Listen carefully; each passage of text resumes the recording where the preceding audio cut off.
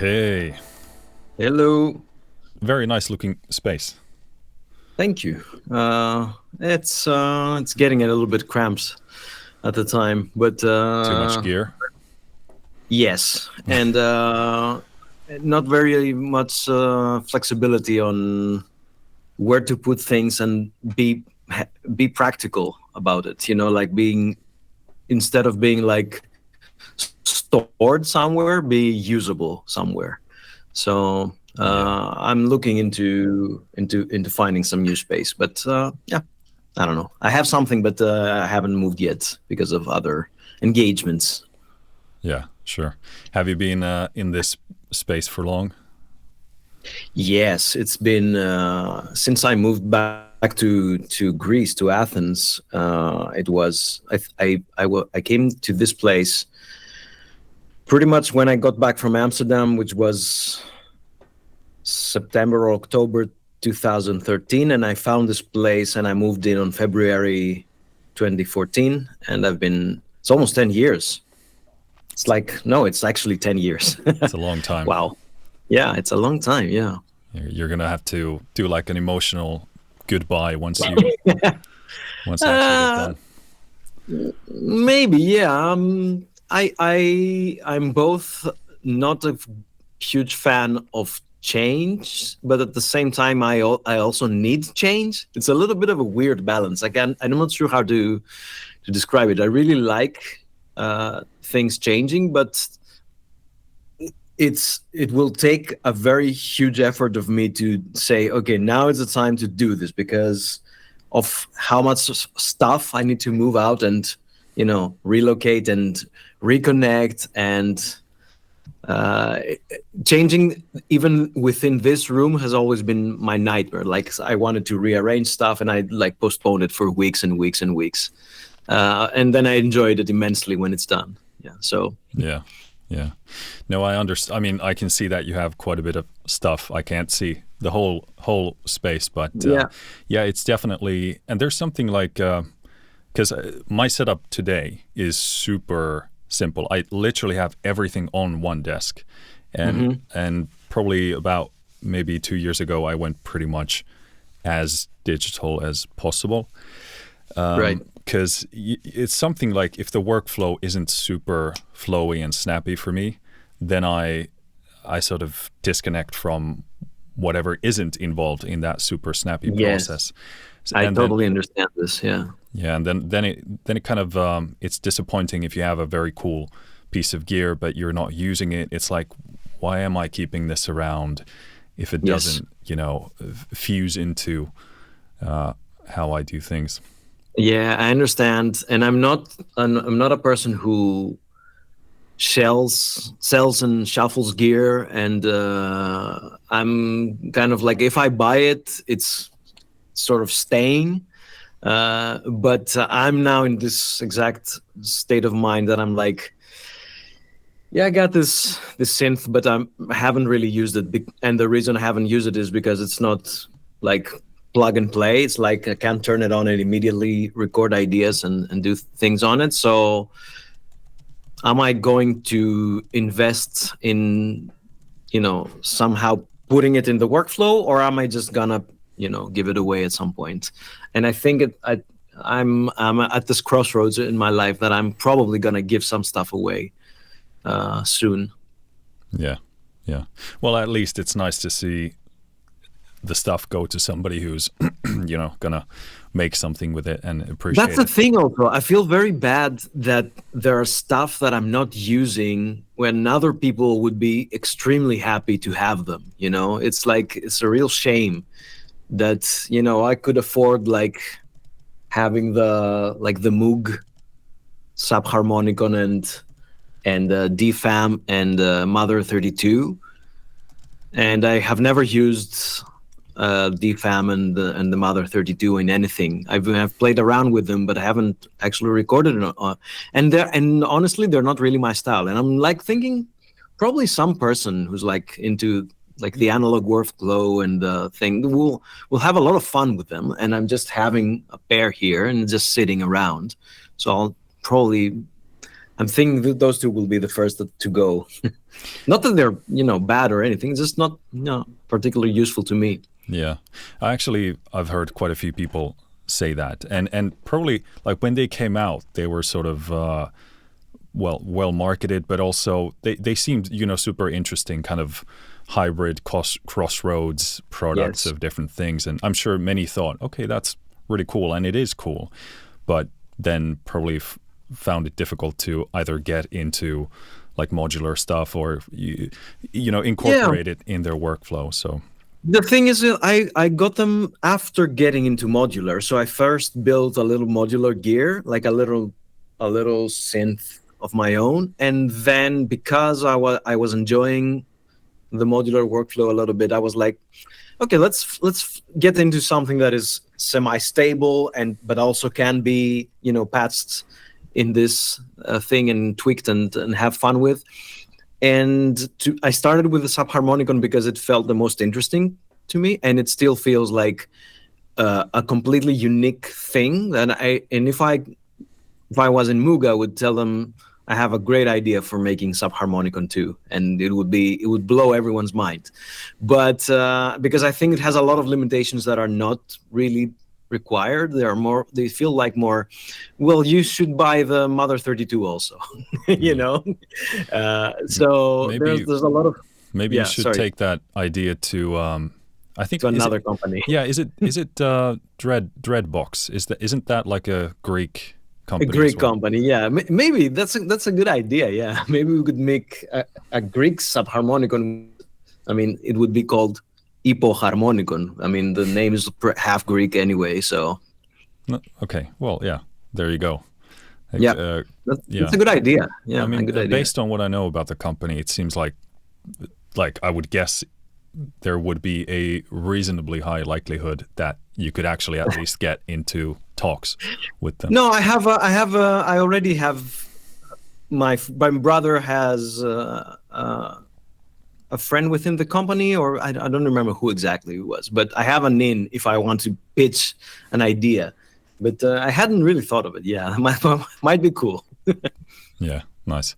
In terms of the new space, is there something specific you're looking for, like over the 10 years in this space? What are some of the lessons you picked up from a workspace perspective? Yeah. And what are you looking for in a new space? Well, there are some limitations that I have here simply because this isn't mine, because I'm renting it. So I can't do too much. I can't interfere too much with the space itself. So, and it's also because it's part of the house, like the home that we're living in. So it's, I try to keep it a little bit.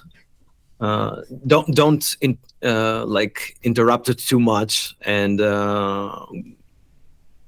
it has always had the potential of being used as a simple room. So I'm not sure if I'd say that there's any particular problem with this. I mean, one lesson that I've learned is that you need to have power outlets everywhere. I don't know what else I would say. I mean, the size is not ideal, but it's okay. If I had my dream space, I would have a little bit more size to have like a small recording booth for like a solo instrument. So it's not just in this space. And ideally, I would like to fit an electronic drum kit. But other than that, it's pretty good. It has treated me quite well, I must say. Yeah. And it's also important to learn to make the most of what you have and appreciate what you have and not be super I would say crazy. that the most important thing that happened to this space and to me as far as like work ethic and appreciating like the going to work mentality, it was that at some point I could afford to have my old PC, which was relatively old but still quite strong, take it to the living room and make it like a game computer, and then take every game out of this one. So this is not like a gaming machine anymore, and it makes it much clearer to me that I'm here to work, So that has been quite a major difference in how I work and how I approach work, and what happens to me when I cross the door. It's really important. Yeah, especially when you're in the same building where you live, it can be very blurry. Like in Yeah, this room, I'm working, but if I step out here, I'm gonna be a dad or a partner, or I'm gonna cook food or something. And I'm sure like exactly. Yeah. a lot of people who just make music at home, that can be super tough to find.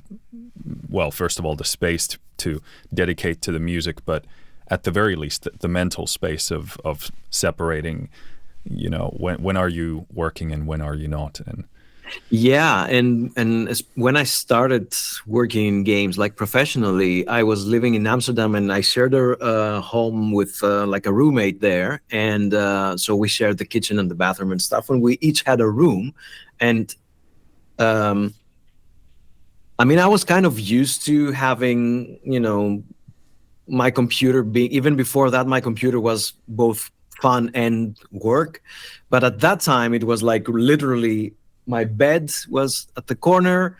I would wake up, have breakfast like on the desk of the computer, like play, do assignments for school, work. Everything was done there. There were days that I would just be there and would only just go to the supermarket to get something to eat. So that was really frustrating. You didn't even have to go out of the room. I would barely go to the bathroom or to the kitchen. So yeah. So the solution for those who live in like a single studio, is to not have any other life than music. Just Yeah, eat, sleep. or hang sheets from the ceiling and separate your space somehow. Yeah. I don't know. Yeah. I don't know. Buy a handheld device in game there or something. Yeah. Yeah. Well, Or I mean, just go out a lot. That's an option. yeah. That sounds very much like my time at university as well. It's I had a bed, then maybe half a meter of an aisle or something, and then keyboard, desk with a computer, and that's it. Right. But what else is there to life? At least at that point when you're 20 something. Yeah, and I was actually pretty happy with it. It's not like a complaint so much as if it was a juggle, a mental juggle to figure out, what's happening right now. I was at that point. I remember I had bought like a laptop, which I haven't really done throughout my life. I've always had a desktop PC, and then I had a laptop just because I wanted to have it with me, in the university. And I remember that I was like, okay, I'll write my assignment on the laptop on like a little table that I had in the room. So that feels, because that was the hardest part for me, because writing music was something that I wanted to do and I enjoyed doing on the computer, but writing like my thesis or something was hard. So I couldn't find the strength to do it on the computer, was too distracting. So I was like, okay, I'll do it on the laptop. And it felt quite more, I felt disciplined. Like it doesn't do anything else. This is just for that, Yeah. Compartmentalization.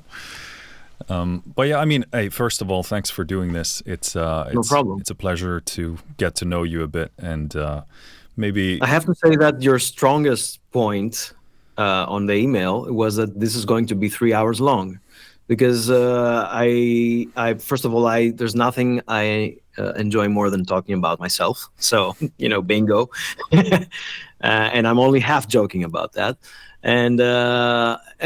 But in actuality, I really do and think that there's a point to have like a long form conversation about this. If we're gonna do like a bullet point, have it be free, have it be open, be able to do tangents and whatever. That was like, okay, this is gonna be fun. It's not gonna be like, okay, what is your next project now? And pitch your social media and stuff like that. Which, I mean, I understand it, but Yeah, I mean, there's a time and place for everything, but it's like, I think about this more like if I'm gonna sit down with a person and actually, get to know them a bit or really dig into a topic, it's impossible to do even in an hour or an hour and a half. Like if you went to a bar or like a coffee shop with a friend and you like talked for hours, it's you can't possibly condense that into that kind of a time frame. And also I pretty much try and make the kind of stuff that I like to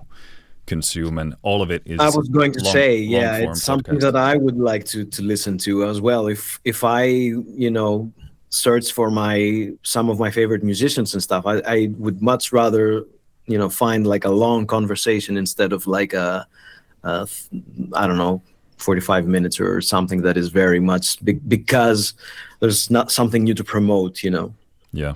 Well, I think that's a kind of a good maybe place to segue into what I thought we could, talk about today, because you have a ton of great, fantastic content on your YouTube. Thanks. On a lot of the stuff you go extensively through, your albums pretty much. So I don't want us to waste too much time on that kind of stuff, because I doubt I could beat that content. And also, I think that's the best to go to the source, and especially if somebody's interested in your music specifically, go to your YouTube channel and listen to that. And I also did manage to bump into a couple of interviews as well. Mm-hmm. But yeah, I thought we could sort of dig a bit more into your journey and maybe some of the the mental aspects of going through that process, and how you ended up making music, Okay. etc. But all right, so you're based in Athens right now, I'm in Athens right now. Yeah. Is that where you were born? No, I was born in Sparta. Well, I was technically born in a hospital in Athens, but my parents lived in Sparta at the time and still do. So I was raised there. It's like in the south of Greece. Do they still have the same traditions than in ancient times? I would say not really. Maybe with a few exceptions. I don't know. I shouldn't speak ill of my motherland. But no, I love it very much. No, I grew up there, so I was in Sparta until I was 18, at which point I came to Athens. So yeah, my childhood is there. Yeah, which is an interesting thing that I'm realizing, is that my childhood, which used to be this huge chunk of my life, is now percentage-wise is less than my other life. So yeah, that's I have the thing more than 18 years after my 18th birthday. Yeah, gives perspective on life. And it's especially scary, I'm sure, well, I'm not sure, but a lot of people who a lot of people say that the years begin to go faster and faster the older you get, and yeah, it's kind of interesting and maybe a bit scary as well, because your life feels so long when you're young. But then someone gave me a nice explanation in very mathematical terms. I'm not sure philosophically or biologically if that stands, but it feels right, and it's simply that when you're 10, a year of your life is a 10th of your life, and when you're 20, it's like 20th of your life. So it's literally smaller, and every year literally becomes a smaller percentage of your life. So it feels like it's going faster. To me, I have this dread, to be honest. I don't know how else to describe it. It's a really scary feeling when I'm looking into my calendar, and this has happened to me like the past maybe 10 years or so, especially after I've started like working in games, and I see years mapped out on the calendar. Like, okay, I got this project, it's going to be those months, and then we're starting this, and then this one will release, and then I'm having like a meeting for the other thing, and then this chunk of years ends, or and another one like cycle begins and stuff. So I'm literally looking into my calendar, and I see like a couple of years ahead, and when I see this, I feel like, oh, these are gone. Like I've put them down, so they're gone. This is what I'll be doing, and this is very scary to me. It's like a feeling that I didn't used to have, and it really feels like, wow, time is like running away. Do you feel like that's partly related? Because from the interviews and everything I've heard from you, it seems to me like you have a very clear and strong vision for what you want to do for a project. Correct me if I'm wrong, but I get the for a project, yeah, that would be correct. I would say that for each individual project, I usually have a clear vision, or at the very least, I can say that I start with defining the vision, and then I will start, going to like extensive writing and stuff.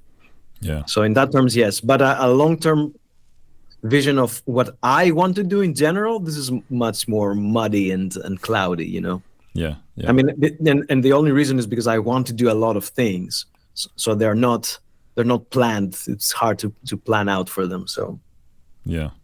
Well, I wonder if that kind of that vision, the strength of it, plays into you basically already kind of knowing what those 2 years are going to be like. Like it's partly already done in your head. You just haven't done it here.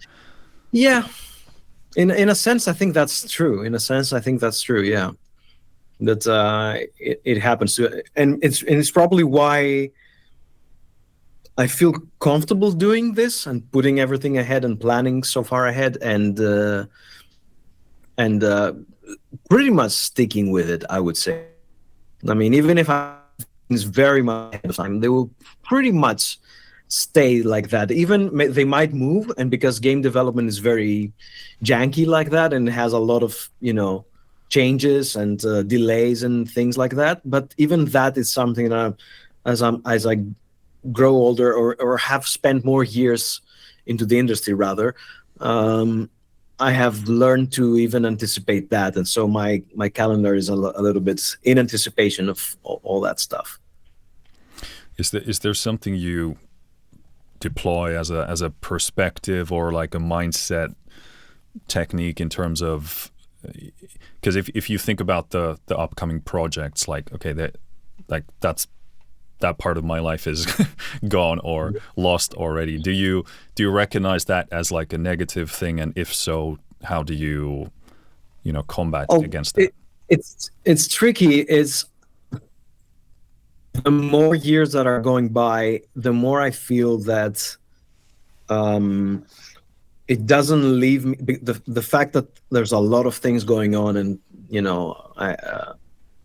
there are plans ahead, doesn't leave me with a space to do my own things, to like say take the time to write my own album or something, or do a solo project that is not game related or even monetizable. It's not money related. It's just a passion project that I want to do. And I am getting to the point where I'm like, okay, that's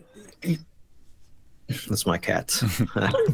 There is a point that I'm like thinking, I have like, okay, let's say I have 5 big projects that I definitely want to do, before I die. And I'm like, okay, in the next 2 years, if you don't do one of those, you will have to turn those out and say, this is not possible anymore to be done.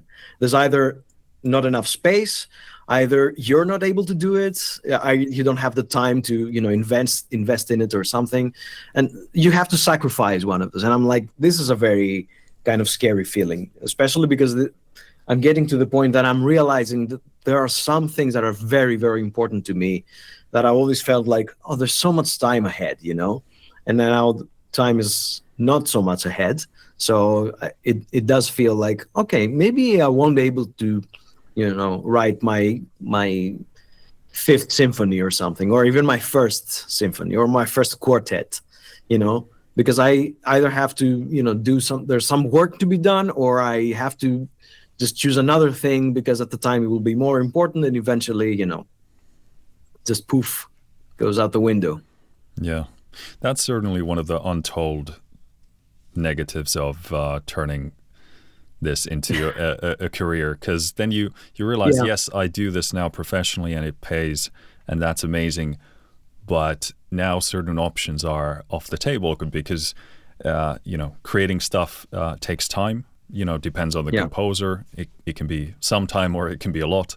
But it's a lot for me. I'm a very slow writer. Yeah, it's pretty much same for me. And certainly, like for me, it's like the space you need for play and experimentation is something that I spend a lot of time on. But and if I really miss something at this point in my life is that I haven't studied music for a very long time in a like a hardcore term, like learning new music, like studying scores, analyzing, learning something new. I spent a lot of time in the past years focusing on the technical things, like mixing, mastering, all that stuff, like harnessing the computer power and everything to finalize the thing. And I enjoyed very much. And I also I'm a very hands-on person, would never let somebody else do it for me. It's just out of the question for me. And I also spend a lot of time, like getting into modular and learning about all the technicalities around that and the analog work. But I haven't really studied music, Like I missed this part of my life where I used to like study something new or expand or, do exercises or do things like that. So this is something probably in the books for the next years, I hope, at least. Yeah, you're kind of locked in, especially if you have, and this is kind of like the weirdness of it all, is that if you have the luxury to have your next project lined up, which is a luxury not a lot of artists have, then that means that you can't do your own thing, essentially. Yeah, that means that you'll be successful and make some money to buy food and have shelter and raise your kids or whatever, but you won't get to do your own thing. So it's I think that might be because creatives love openness and they love potential. So for a lot of creative people, that's a very difficult lesson to learn, because maybe they are good enough to get to like a professional level. They get a project, but then they sort of realize that maybe the confines of that professional environment kind of don't. For some people, it tends to kind of extinguish their sort of creative flame, because now it's no longer endless optionality and so forth. So have you found any sort of ways of approaching that helped you make the most of it regardless? It's a tough thing. I think that what happened to me is that I got really lucky with some of the projects that I did, that I had a lot of freedom to move creatively and to do things that were close to at least a part of a subgroup of things and ideas that I had and I would like to try out and do. And in that sense, I was really lucky. And I think that there are very few projects that I've done where I felt like, okay, now I have to really like confine myself and do something that is very particular, and I have a very straight forward like directive, like go this way, do this. And I'm even lucky in a weird sense that at least two of them, or maybe three of them at this point, haven't actually been released. So people don't really know about them. And it's not that I've done like bad work. It's just that I definitely did not enjoy it as much as I have enjoyed working, like, say Risk of Rain or something, or my first project, like the Sea Will Claim Everything, my first game project. So in that sense, I was lucky. And after a point, I really started kind of filtering out work propositions that would be for projects that I felt would not allow me, give me the freedom to do what I wanted. And I was like, as long as I have the next Risk of Rain or Hopu gig lined up or something, then I will do that, because it will be easier and freer to do it.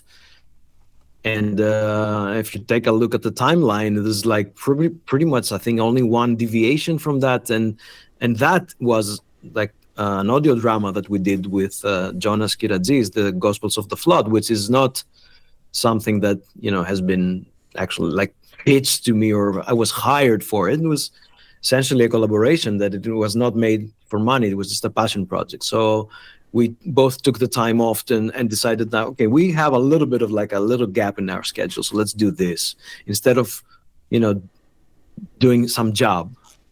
So Yeah. and that's it. But I have to say that this has been a little bit of a luxury for me. It's not something that a lot of composers will have in their life, and especially not starting out. You know, as you establish yourself, you have a little bit of a luxury in choosing projects, but you have also, and again, this is kind of a, you know, you gain some, you lose some, you become a little bit like known for a certain thing, and then the jobs that will come to you will be to do that thing again.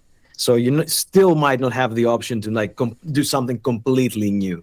You know, it depends, of course, but you know, it's something that you need to be a little bit aware and have a little bit of a struggle and fight for it, to earn it, to get it. You know. Yeah, relating to that, I don't know. At least some point, I found, I think it was on your website, but something like a composer doing music for water-related games or something like that. And I thought that was hilarious, especially knowing how easily composers and other artists can get pigeonholed into, like, you do, you know, let's say you do the soundtrack for, I don't know, whatever game it is, in whatever style. Then if it sees at least some success, that's what people know you for and understand you as. Which I'm sorry, I'm going to be cutting you off a lot during the interview. That's fine. I mean, we're here to listen to you. But I think it's a valuable asterisk here, because I don't know if it will come up later. It combines both the topics that were like the previous one and this one now. Both the easiest projects that I could filter out and immediately decline were people who were literally asking me to work on their Risk of Rain copycat. That was the easiest no for me. I want to tell this to any, you know, like developers listening to this that would be like, yeah, we'll do another Risk of Rain. No, you won't. You won't, and I'm definitely not going to be working on the music for it.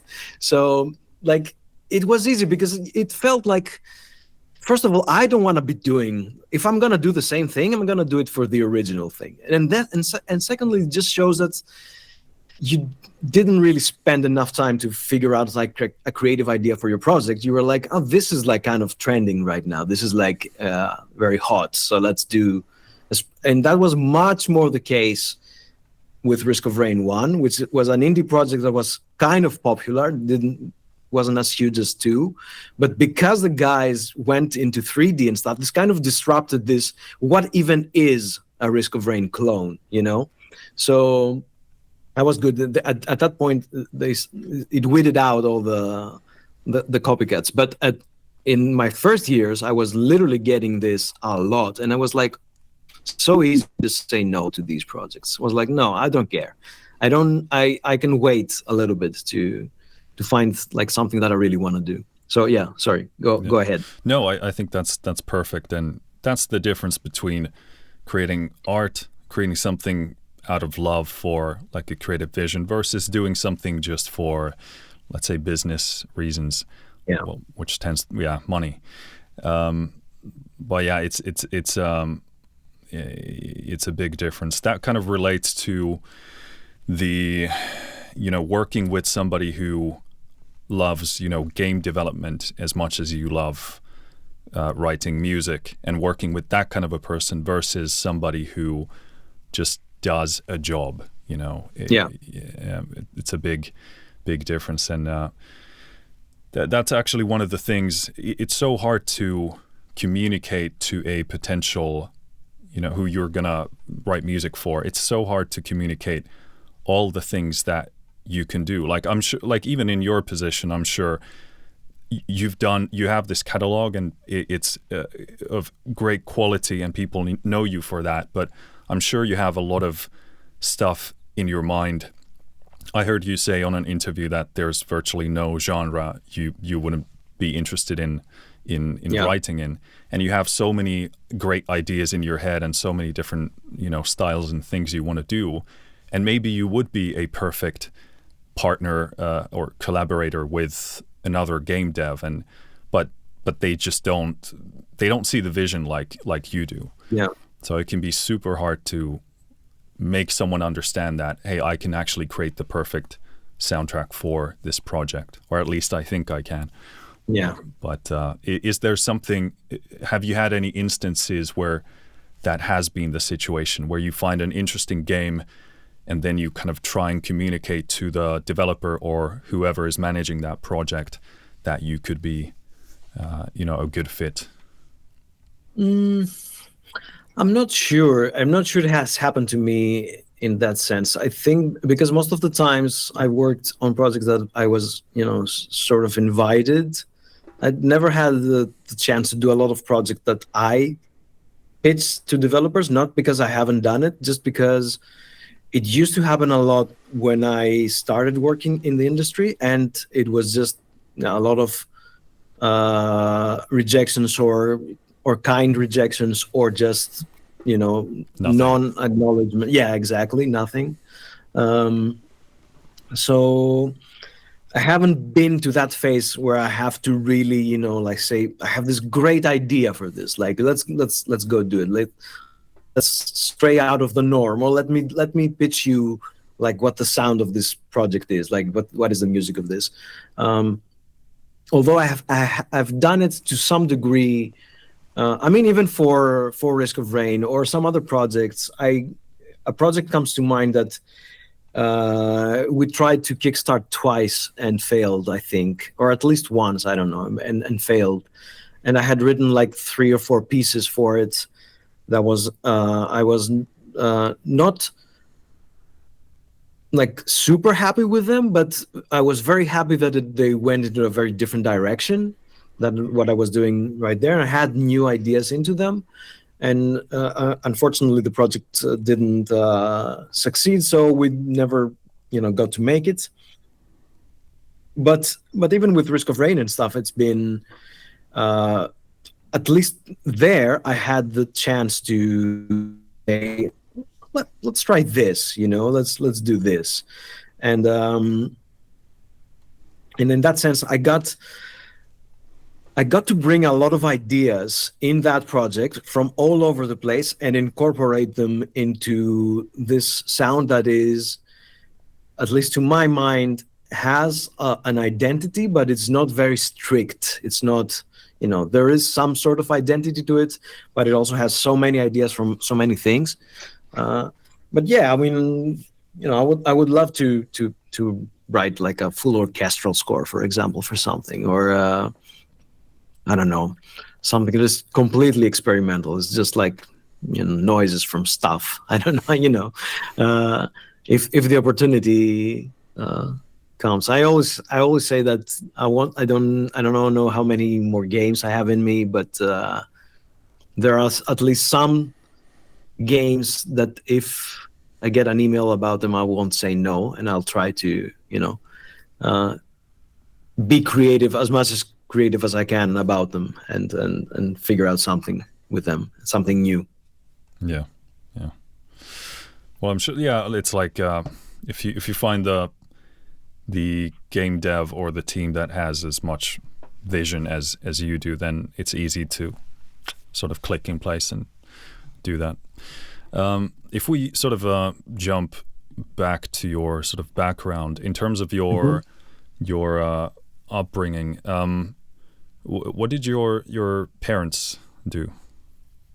My father is like a civil engineer, and so builds houses essentially. And my mother had similar studies, although she never practiced it that much. And they eventually run a store that had that's not furniture. How would you call it? Like she would install, come to your house and install the kitchen or the bathroom and stuff. But by I don't know how exactly to say it. It was not like an idea. Refurbishing or no? No, No, it's like doing the hard installs. Yeah, it was very compatible with my father's business because he would be fed clients from his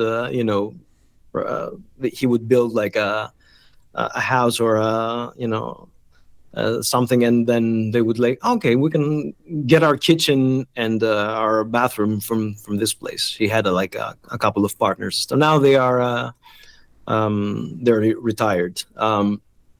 So to jump up to guess your question, they didn't have like any immediate relationship to music, or to assume what you might be getting at. But they were both quite musical in a sense. We had a lot of records in the house, like vinyl records, and my father was one of the first people to have a CD in his car, like very early on, when it wasn't a thing. Definitely the first person that I knew from our friends and cycle and circle. But so he was into listening to music and stuff. My mother also, she used to sing a little bit. And we would listen, I think, to music in the house. So I don't know if that's where it came from or something. My father's definitely very artistic. Like all his buildings have a little florists and stuff that he designed himself. Very kind of geometrical stuff on it. And so yeah, I don't know if.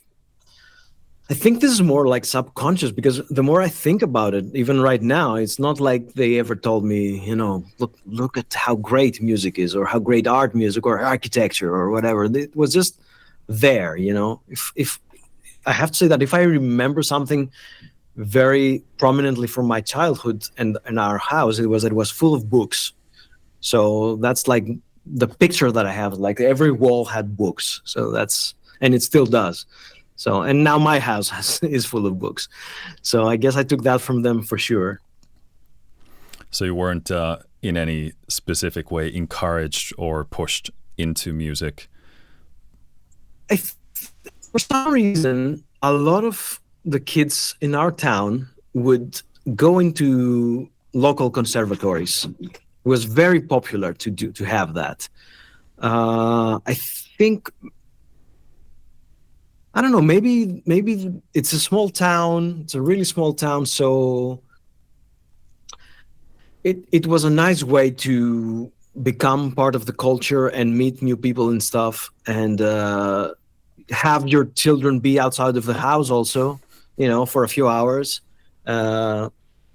So I remember that both of us, me and my brother and our neighbors and a lot of our friends, would join a conservatory quite early on. So in that sense, we did go to I started learning like keyboards for like a year, like the harmonium or something, and then went to piano when I was about like 8 years old. Okay, so that's when I started. But it was not because my parents had a particular passion for music or wanted us to become musicians, which both me and my brother are now musicians.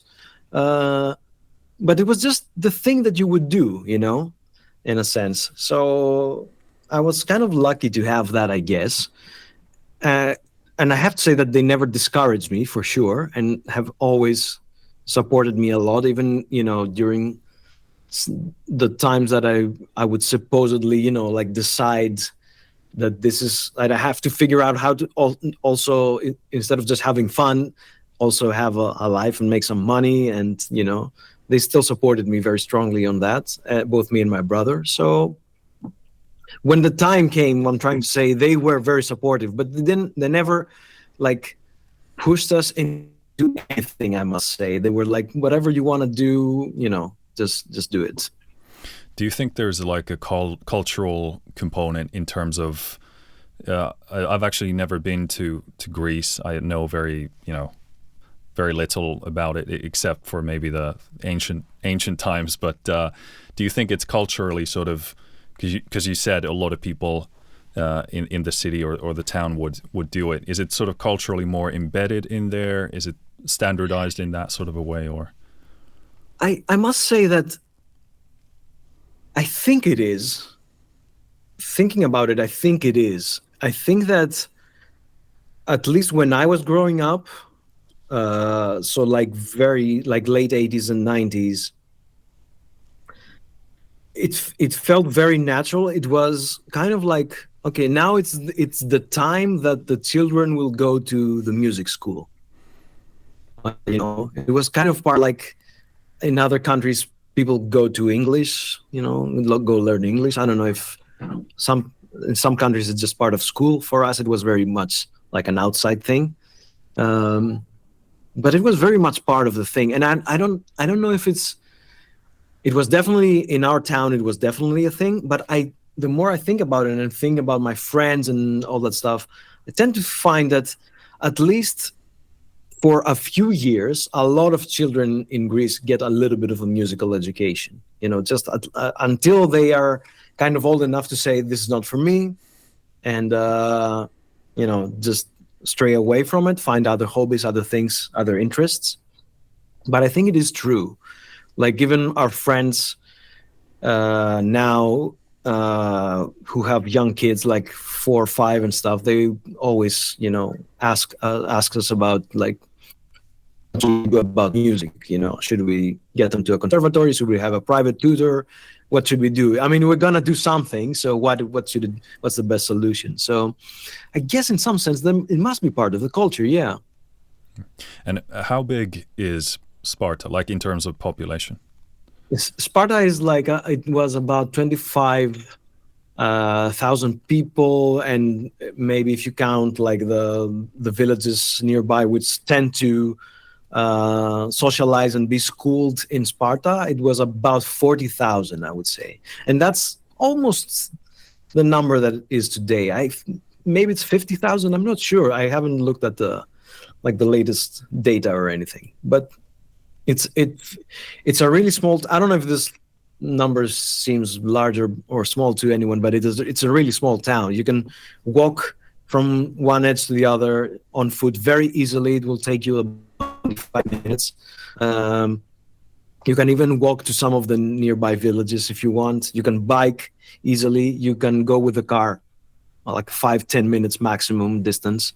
And definitely in each age group, let's say, would know everyone else on their age group. We would know pretty much everyone in our school, and then a lot of people from the school on the opposite side or the other one. It was kind of like you would get a lot of small communities that everybody knew each other, essentially, especially with the musicians, I must say. Yeah. And what were you like as a kid, sort of temperamentally overall? Were you sort of intro, extroverted, or? Pretty introverted and very quiet, I would say, for a very long time. And didn't really break out of my shell until maybe the last couple of years of high school. And then after that, when especially a huge break for me was leaving Sparta and coming to Athens for music studies, and then again sort of reinventing myself when I went to Amsterdam, like in almost 10 years later and stuff. So yeah, but I was pretty introverted. I was really, really feeling, and I think that also has to do,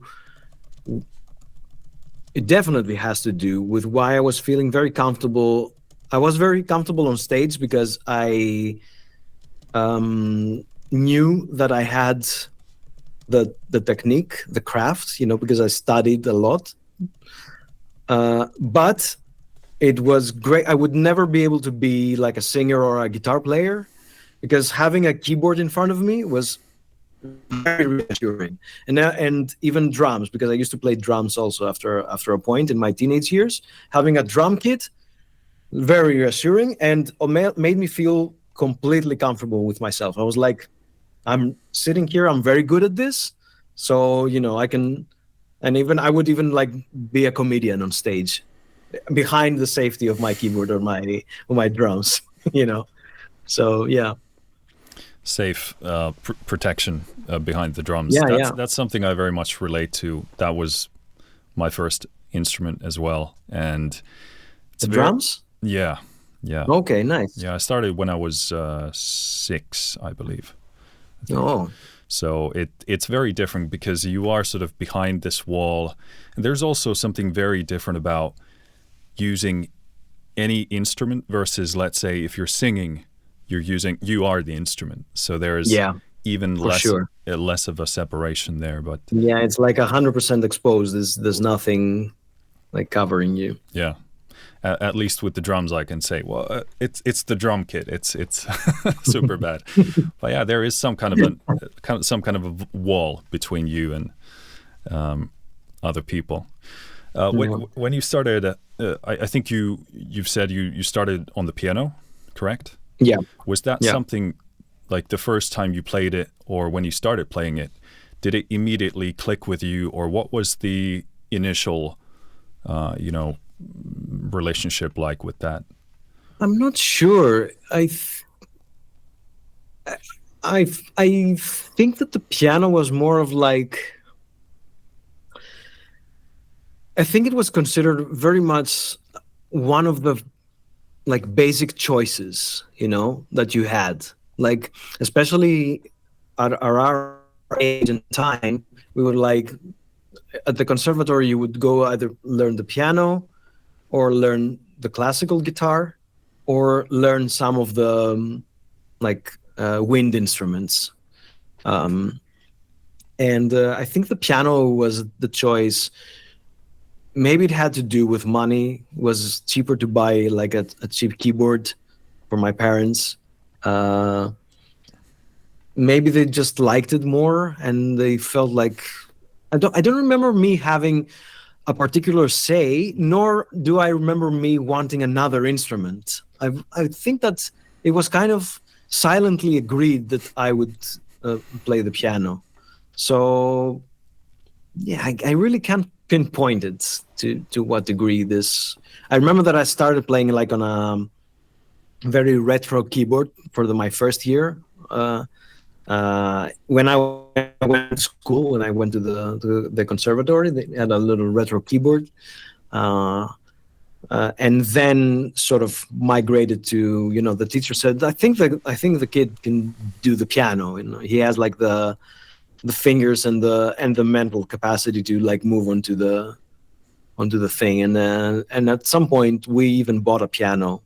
We bought like a not cheap-ish used piano that was really clunky to move 4 stories up, but I remember some guys like pushing it. Well.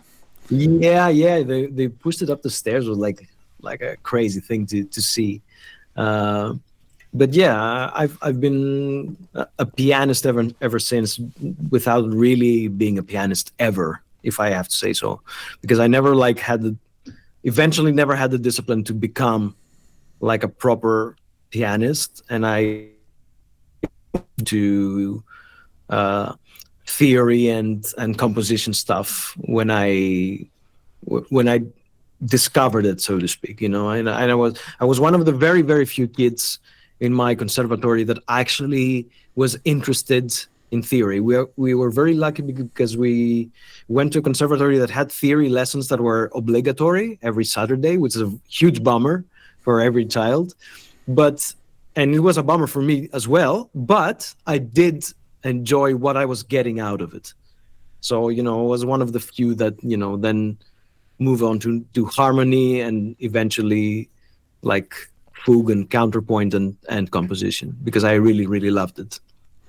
So would you say music theory in itself, or just music itself, was the thing that connected with you first? Were you actually, did you enjoy the piano, or were you sort of indifferent? I enjoyed it, yeah, I enjoyed it very much. I used to write my own little compositions, play stuff on my own, and improvise a lot. I never enjoyed studying. I never enjoyed that, and I was very bad at studying. I would usually study like the day before the lesson or hours before the lesson, and I had the talent to, which is sort of unfortunate, if I have to say, that I could pull it off. I would study a little bit, and I was like, this is enough. And I would go to the lesson, and the teacher was like, look, I know that you didn't study, but you can sort of play it, so we're going to move on, So I think that he would also always feel like, if I ever make him study for like 1 hour every day, he will be good.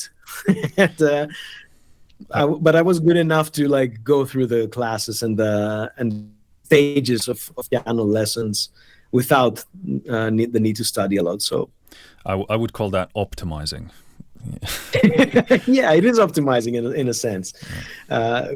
And I was also like, it had to do also that I was really interested in playing like stuff that were like more advanced, or like prog stuff, especially once I discovered prog music and stuff.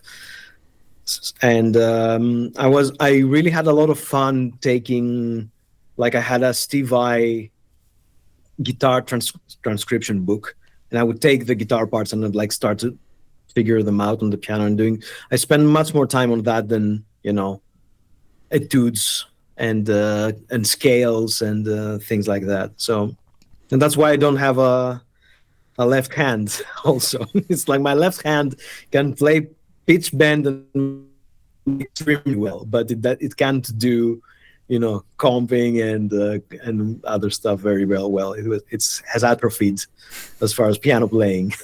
Just like a stump with 2 fingers for 2 Yes. wheels. Yeah, exactly. Well, usually, No 2 wheels. I have the Korg. I have a Korg keyboard which has the joystick, and once you play on the joystick, 2 wheels is like a kid's toy. It's like a bullshit. It's only a joystick for me. Never again on the wheels. So that's the if that's this the thing first ever pro breaks, tip. I'm just gonna buy a new one. Yeah. I'm pretty sure you can find like a MIDI controller for that alone. So Yeah. you'll be sure. okay. But I mean, that sounds pretty like very typical to me in terms of when you talk with people who are more interested in creating music. If they learn an instrument, it's because they have like a very specific interest in an artist or something that they let's put it this way, their technical ability develops as a result of actually playing music that interests them, versus I know a lot of really skilled players, and they do their sort of diligent work in terms of what they're supposed to be playing, and maybe aren't so hyper what's the word, hyper capable, or well, I mean, interested in certain pieces of music. It's just sort of I play, and I'll play whatever you put in front of me, and it's usually for composers it tends to be like a specific musical motivator that pushes them to develop instrumentally speaking. Was there like what was your transition into realizing that music was the thing you wanted to do? Was it like a slow creep, or was there like a aha moment, or did you just always know that this was something you wanted to do? That's a good question. I think it was a slow creep, but to me, what I find interesting about this is not how I realized that I'm going to do music, but instead how I didn't lose the focus of that. Because the story that I have is that, especially once we started forming bands with our friends, by that, when we formed our first band, to me it was not in any aha moment, or very very unconsciously it had already been established that I'm going to be a musician, like from when we did our first gig, let's say, instead of say forming a band. But even before that, I think that it was to me like, okay, yeah, now this is what we're going to do. And what has been particularly hard for me was not this idea that I'm going to be a musician. By the time that I had to pick, like careers or stuff, it was very evident to me that I will be a musician. There was no other choice. What was a huge surprise to me, it was that my fellow bandmates would not have that as established as I was, and it were like almost none of them became a musician. So that was a very jarring feeling, because when I was 16, 17, 18, I was like, of course we're going to be musicians. There's definitely nothing else. That's what we're doing. We're doing it already. We're just continuing this. And then it was like, yeah, well, I'm gonna, do the exams, and I'm gonna be like, I don't know, going to marketing or going to whatever, And that was like, what?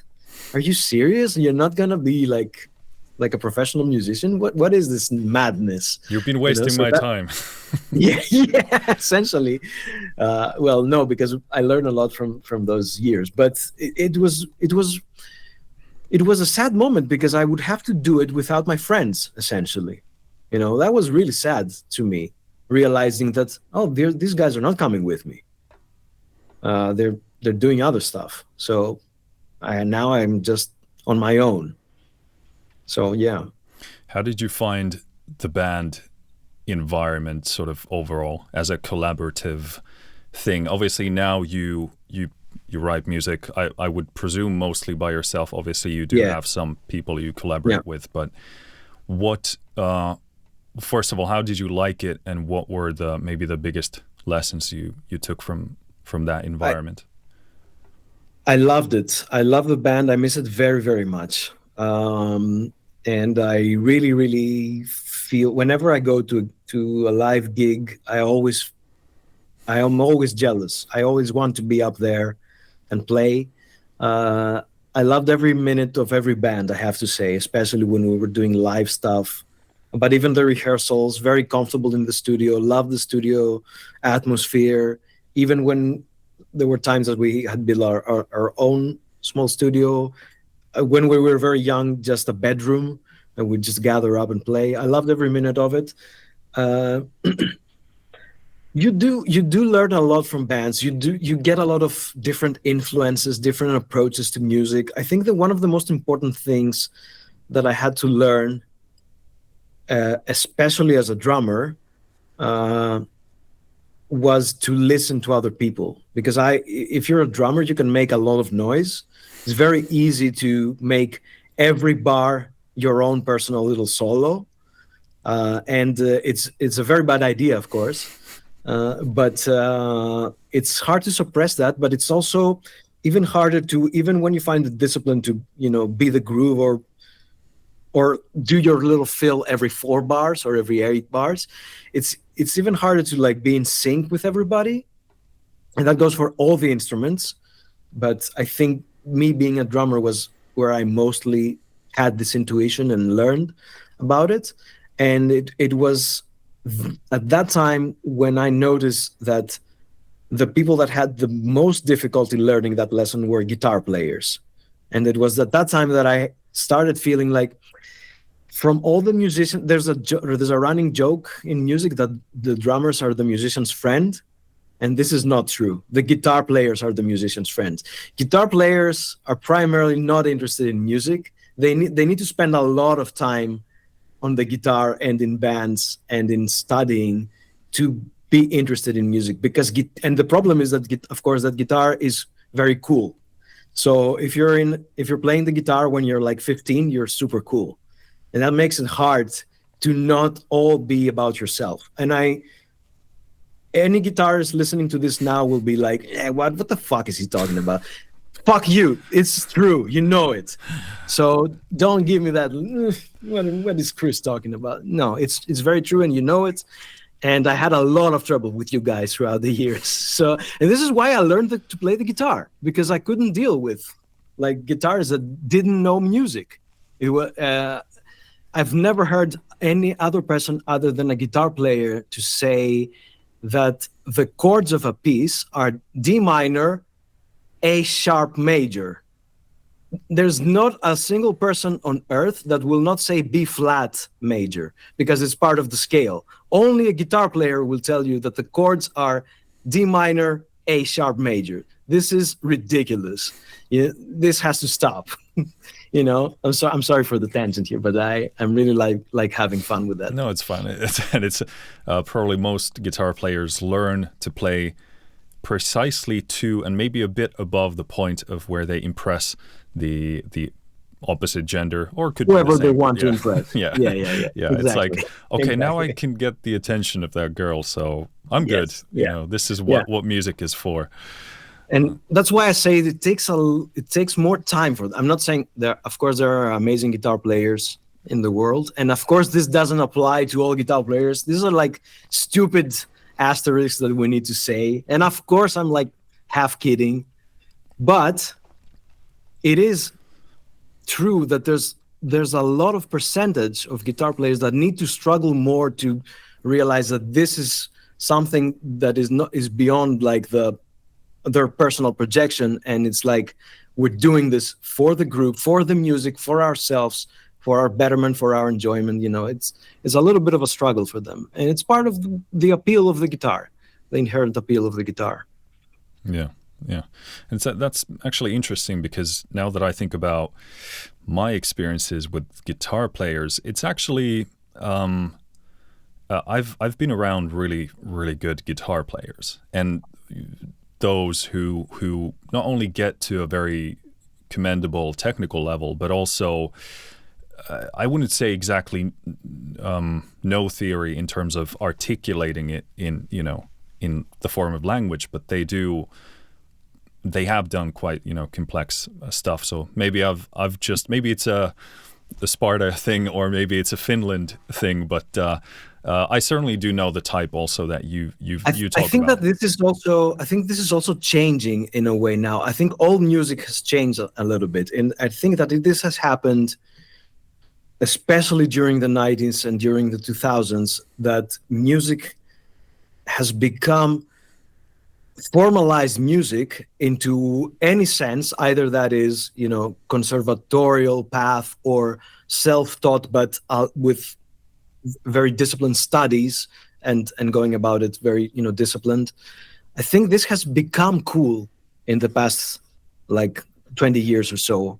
There has been this change, just like jazz has been very formalized and part of the curriculum, and for example, with Scandinavian jazz rising a lot, and a lot of the conservatories dealing with that and getting into the studies, and I think that this has changed a little bit now, and it's even going through a transformation right now because of the rise of social media, with like Instagram guitarists, for example, or Instagram musicians, which you see that they're extremely skillful. They're like beasts. I'm not going to say that all of them are great musicians, because sometimes it's just a skill, and this is also part of the problem, and sometimes they get burned by this constant need of exposure and this kind of feedback loop with I'm gonna do my next video, and then you have people that you see incredible skills. They're playing like, I don't know, guitar that is beyond a guitarist from the 90s wildest dreams, and they have zero output. They don't have one piece of music out there. They only have videos of solos. So this is also a problem. But the thing is that being good and masterful is now part of the cool. It is kind of it has gone through this path. We used to say that you would hear a lot this argument that music is just about being in the moment. It's not about learning the theory, and it's very kind of coming from the soul. And this is very diminished now. You don't hear a lot of people saying stuff like that anymore. It's not much relevant or prevalent, both of those.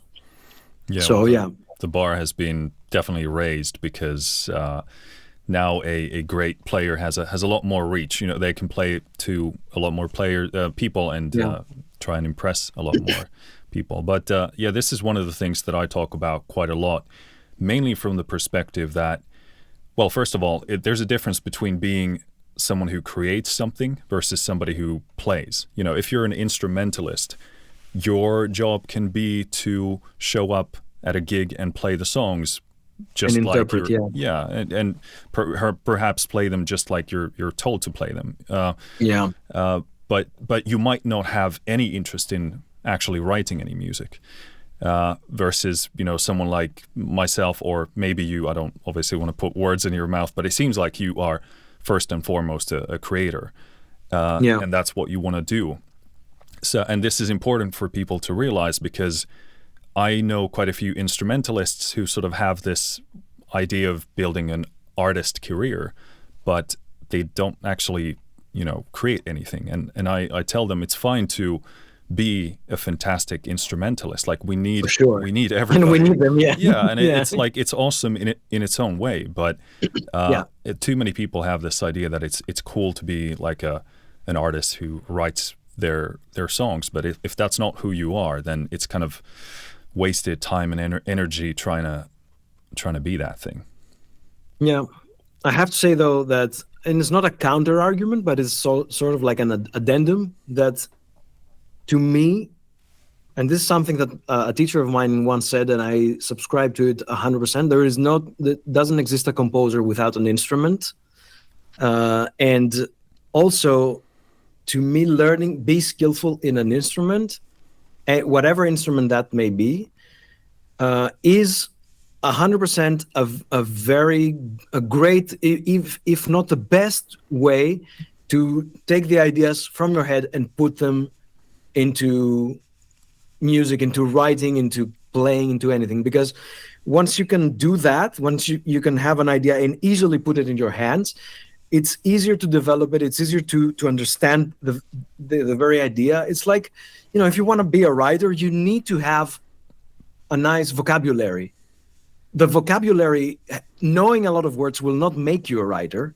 But if you are a writer and you have the brain and the capacity to be a writer, knowing more words, this means that you can easily express more ideas, So in that sense, I don't want anyone, listening to this and say that there's the bad player who is a composer and the good player who is not a composer or anything like that, Yeah, and obviously the best case scenario is to be a great composer and a great player in your instruments. And also relating to what you said, I would recommend people do similar to what you've done, because I know you've played a lot of instruments. Even if you don't become like a professional level player, or even a good or a great player, knowing how to play as many instruments as possible is going to absolutely help you as a composer, as a writer. It's going to give you so much knowledge and different perspectives on what to do. And it's often the case, which is probably something that's quite lacking today, is composers would go into a room with like a clarinet player or a trombone player, and they would be just like asking them to play all kinds of different things, because you don't know what the instrument can do. And it's sometimes crazy what instruments can do, but you never knew about that. And exactly. Exactly. And in part, this is a problem of modern technology. We have samples and stuff, so you do what the samples do. You write for the samples. Everybody knows this. But it is definitely a super helpful thing. And if you can't get hold of an instrument, there is a book that has information about the instrument. There are recordings of that instrument. So you need to educate yourself. You must understand this, and it's even going beyond instruments, but into ensembles. It's different writing for string instruments and different writing for a quartet. It's different writing for an orchestra. It's a different thing writing for a double choir or whatever. I can give you a very close example. I had this kid that sent me an email and said, "Look, I have this demo, and I've did a cover of one of your pieces for 2 Game Boys." And I was like, "Oh, 2 Game Boys, it's going to be exciting." So I listened to the demo, and it had essentially, it had double the voice of the Game Boy, because the Game Boy can play like 4 things at the same time. So it had 8 voices. But there was not a time that I was listening to 2 Game Boys playing. I was just listening to a cheated Game Boy, to the Game Boy samples, for example. So I tried to explain to him that if you say 2 Game Boys, you need to understand that the Game Boy is a little ensemble. And then if you put 2 Game Boys, you have 2 of those ensembles. And you need to kind of utilize them in the way that makes sense. Otherwise, you're not writing for 2 Game Boys. You're writing for 4 square waves and 2 triangle waves and a drum kit and a little noise and 2 little noises, you know? So, and that's very different from saying 2 Game Boys. And he could not understand this concept, you know? And it's a difficult concept to understand. It's not an easy, especially if you're like, I don't know, 15, 16 or something. But it is something that is worth investing into, understanding that, you know, if I'm holding a Game Boy and I'm calling this an instrument, then I need to realize what does this thing do, you know, and why do I need another one? And why, if I need more voices, then I'm not within the Game Boy space now. You know, I can either reduce, if I say I reduce an orchestral piece for a piano, I'm not going to have like a little couple of octaves keyboard here and cheat a few notes that don't fit, you know, here or something. I'm going to say that I'm going to choose another ensemble to transcribe to, or don't do it if I'm not able to reduce everything within the confines of a piano, which is also the confines of hands, human hands. You know, it's a lot of considerations to, and I think a lot of this thing comes from, it's hard to intuit these things. You need to go through some sort of educational path, be that a lot of self-studying and focus studying of yourself, or through like a conservatory, a teacher, what have you. So yeah.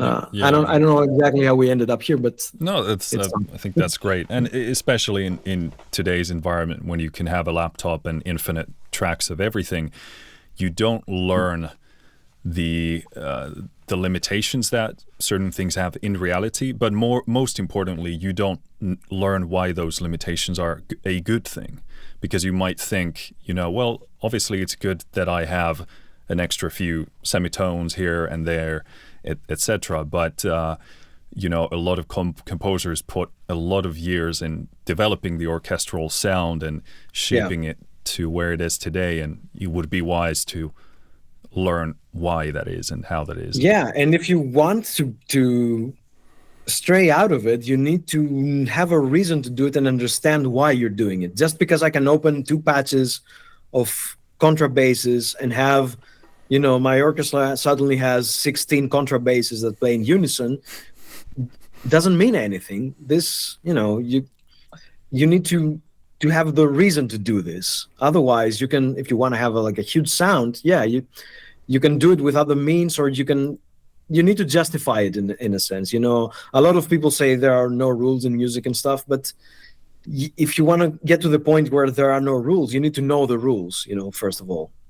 Yeah. Otherwise, you're just throwing stuff. You know, if you're doing something without any rules, then you're not creating art, because you're not making choices. You know, you're not. If there's not a choice behind it, if anything that you do is not the answer to the question why, then it's nothing. It's not art. It's like my kid drawing something and I put it on the fridge and it looks great and it's cute, but it's not art.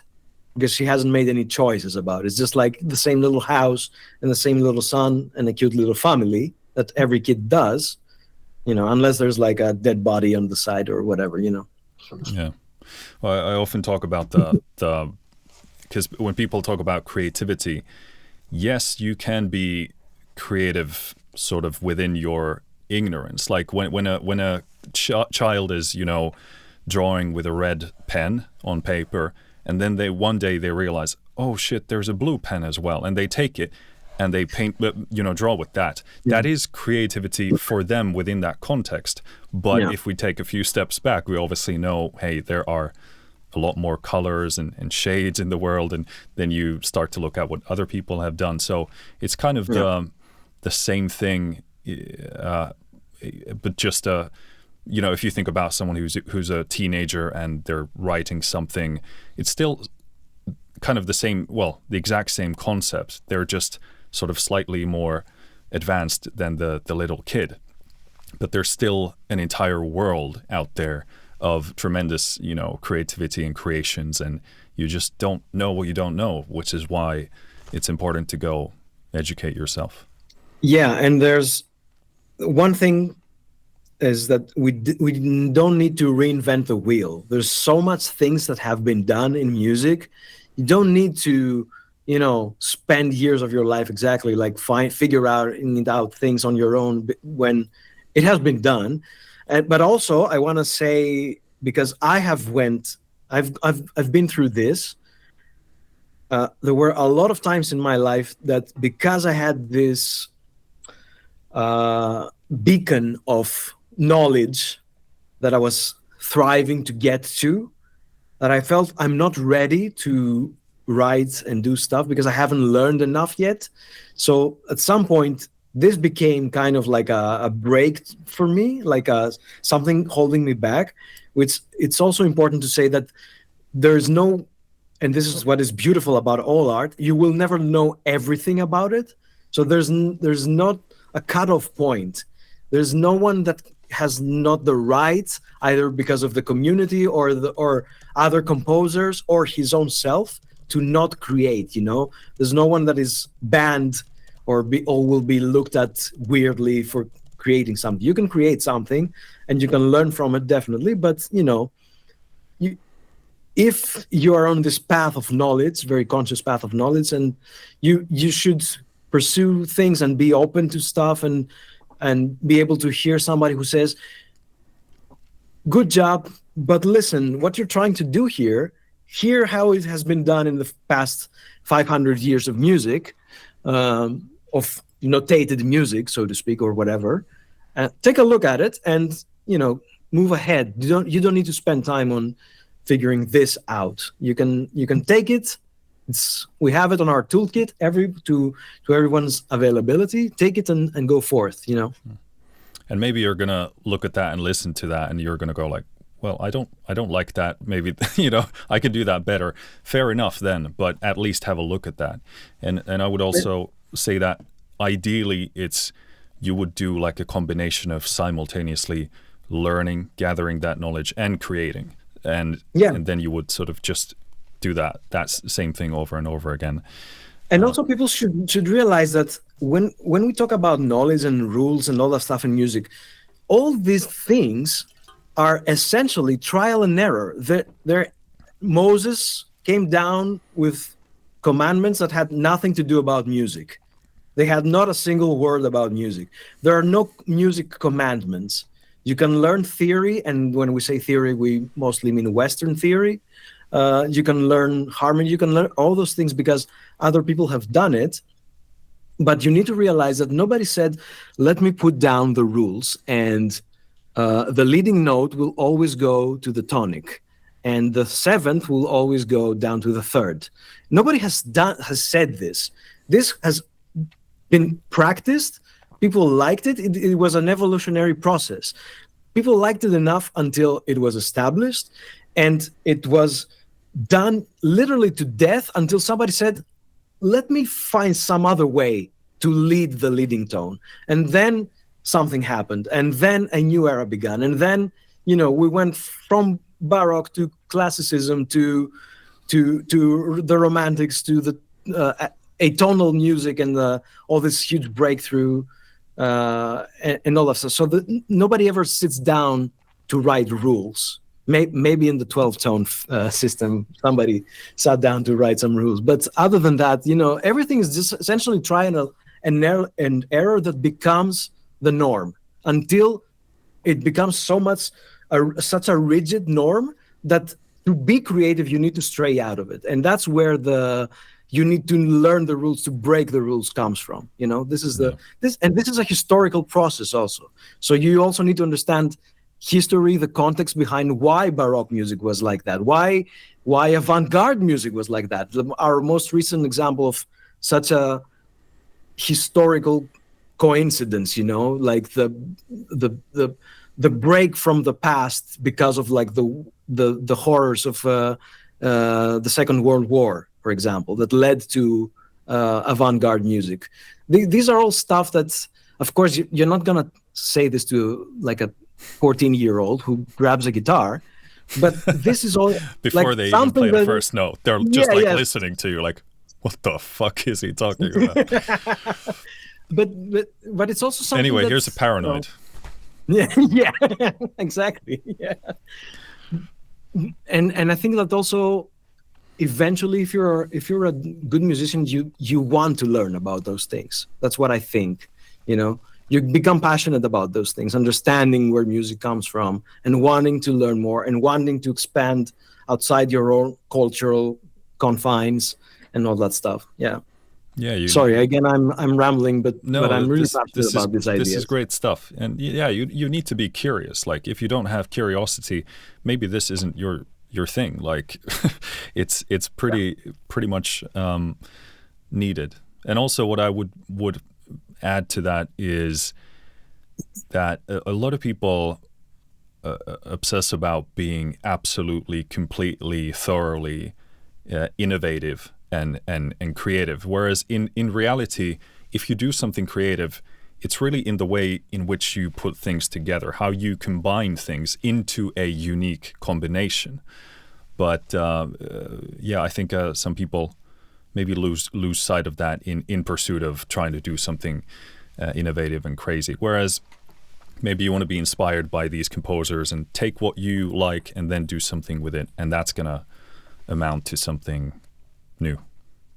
For me, I would say that there's a lot of my pieces that are actively me trying to copy a particular style, and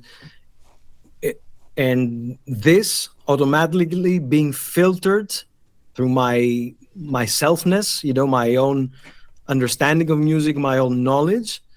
It becomes something that is not recognizable as a copy of something else. I know that I started from there, and it becomes there. Even I can't tell at some point if I don't remember. But I know that I have a lot of examples that I was like, doing discovery on Spotify, and I was like, oh, this is great. I'm going to copy this. Yeah, I'm going to do my own version of this. And then it ends up and it's something that is 100% recognizable as mine, and very little recognizable as a copy of the thing that I was actually copying, consciously copying. And this is the process. This is the creative process, I think. Yeah. A lot of it is down to that. Yeah, it's called inspiration, and yeah, I think most people know in their hearts also, if they don't sufficiently cross the line of simply copying into inspiration, you're like, maybe this is a bit too alike to what I'm copying. And also, I would say that for me, it's when I listen to a great piece of music and I go, oh, that's interesting. Often it is the case that it doesn't actually. Like, I hear maybe like a small passage and I'm like, oh, it's going here, and it doesn't. And then you go, well, what if I do that, but do the thing that I hear in my head? Yeah. And then it takes off in a completely different direction. So I would also say, don't be afraid to, try and copy something at first, because again, then you're going to start discovering new ideas that you want to do that the composer didn't do. Yeah, and dissecting music and being analytical about it is one of the best ways to learn, absolutely.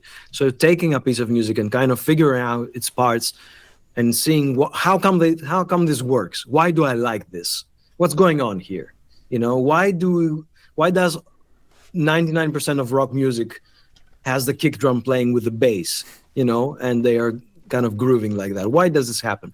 Or why this particular group of instruments works? Why is the piano trio perfection? Or why all these things happen? And copying is a great way to do this. And as you said, is you to get to the point that you know that you have done something new instead of just copied.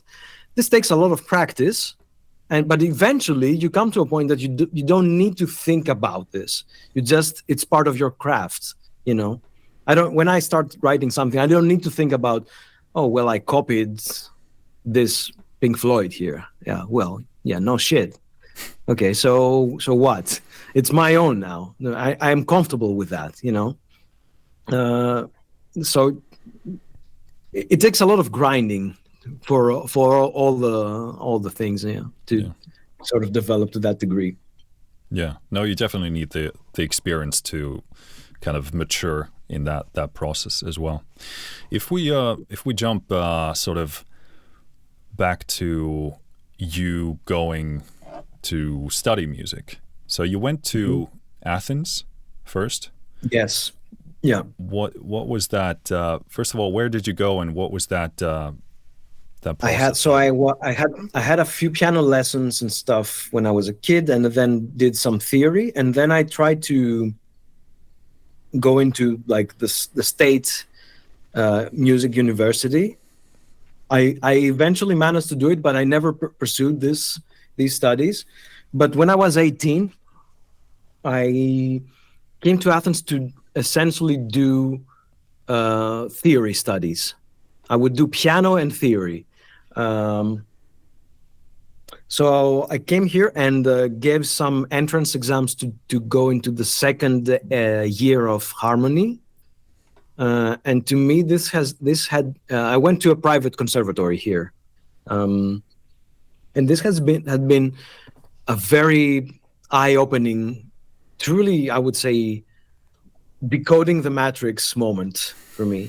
Suddenly all the green stuff started becoming letters and forming words, because I had done a year of harmony here in Sparta, and can you hear that? This just barely in the background. No okay. Issue. It's my cat not knowing to scratch the sand, and she wakes up. She does this every day at 7 o'clock. Nice. And now, no. Anyway, so I had done a year of harmony, and I wanted to come here and go into the second year, but you're not allowed to do that once you change schools, unless you pass the exams that they have for that. So to prepare us for the exams, and essentially to filter out the people who wouldn't be able to pass the exams anyway, they had 2 weeks of preparatory school in which we came into a class, had a teacher from Athens, one of the people who would give us the exam, to prepare us for that. So, and during those 2 weeks, it literally changed the way I understood theory and harmony, because my first year in Sparta was literally learning rules. And then when I came here, I understand that, harmony is the result of music writing. And the reason that, exactly what I was saying before, that the leading tone goes here, you have this triadic chords that move in very specific ways, but the ways are actually very normal and very reasonable. And when I realized that everything else was like, theory became my favorite thing, essentially. I was like, this is great. I understand. Now I'm learning this so I can write music. This will be directly applied to my music writing. It's not something that I have on the back of my head. I'm taking this and this and this, and I'm putting it like straight up on the piano, laying it on the piano and writing. So I really loved it. So I started doing this from 98 to 2008, more or less, not all those years. I took some breaks. in which I finished harmony, and then the private conservatory path here in Greece is that you take your specialized harmony degree, and then your specialized counterpoint degree, which is music of the Renaissance essentially, and then you go into wait, did I say this correctly? It was a harmony harmony counterpoint, and then fugue and orchestration, which is technically 2 years, but if you're you can do it in 1 year essentially, because it's kind of like mostly a preparation for composition. And then I started going into composition, which is literally doing composition exercises, analysis of major orchestral pieces and stuff like that.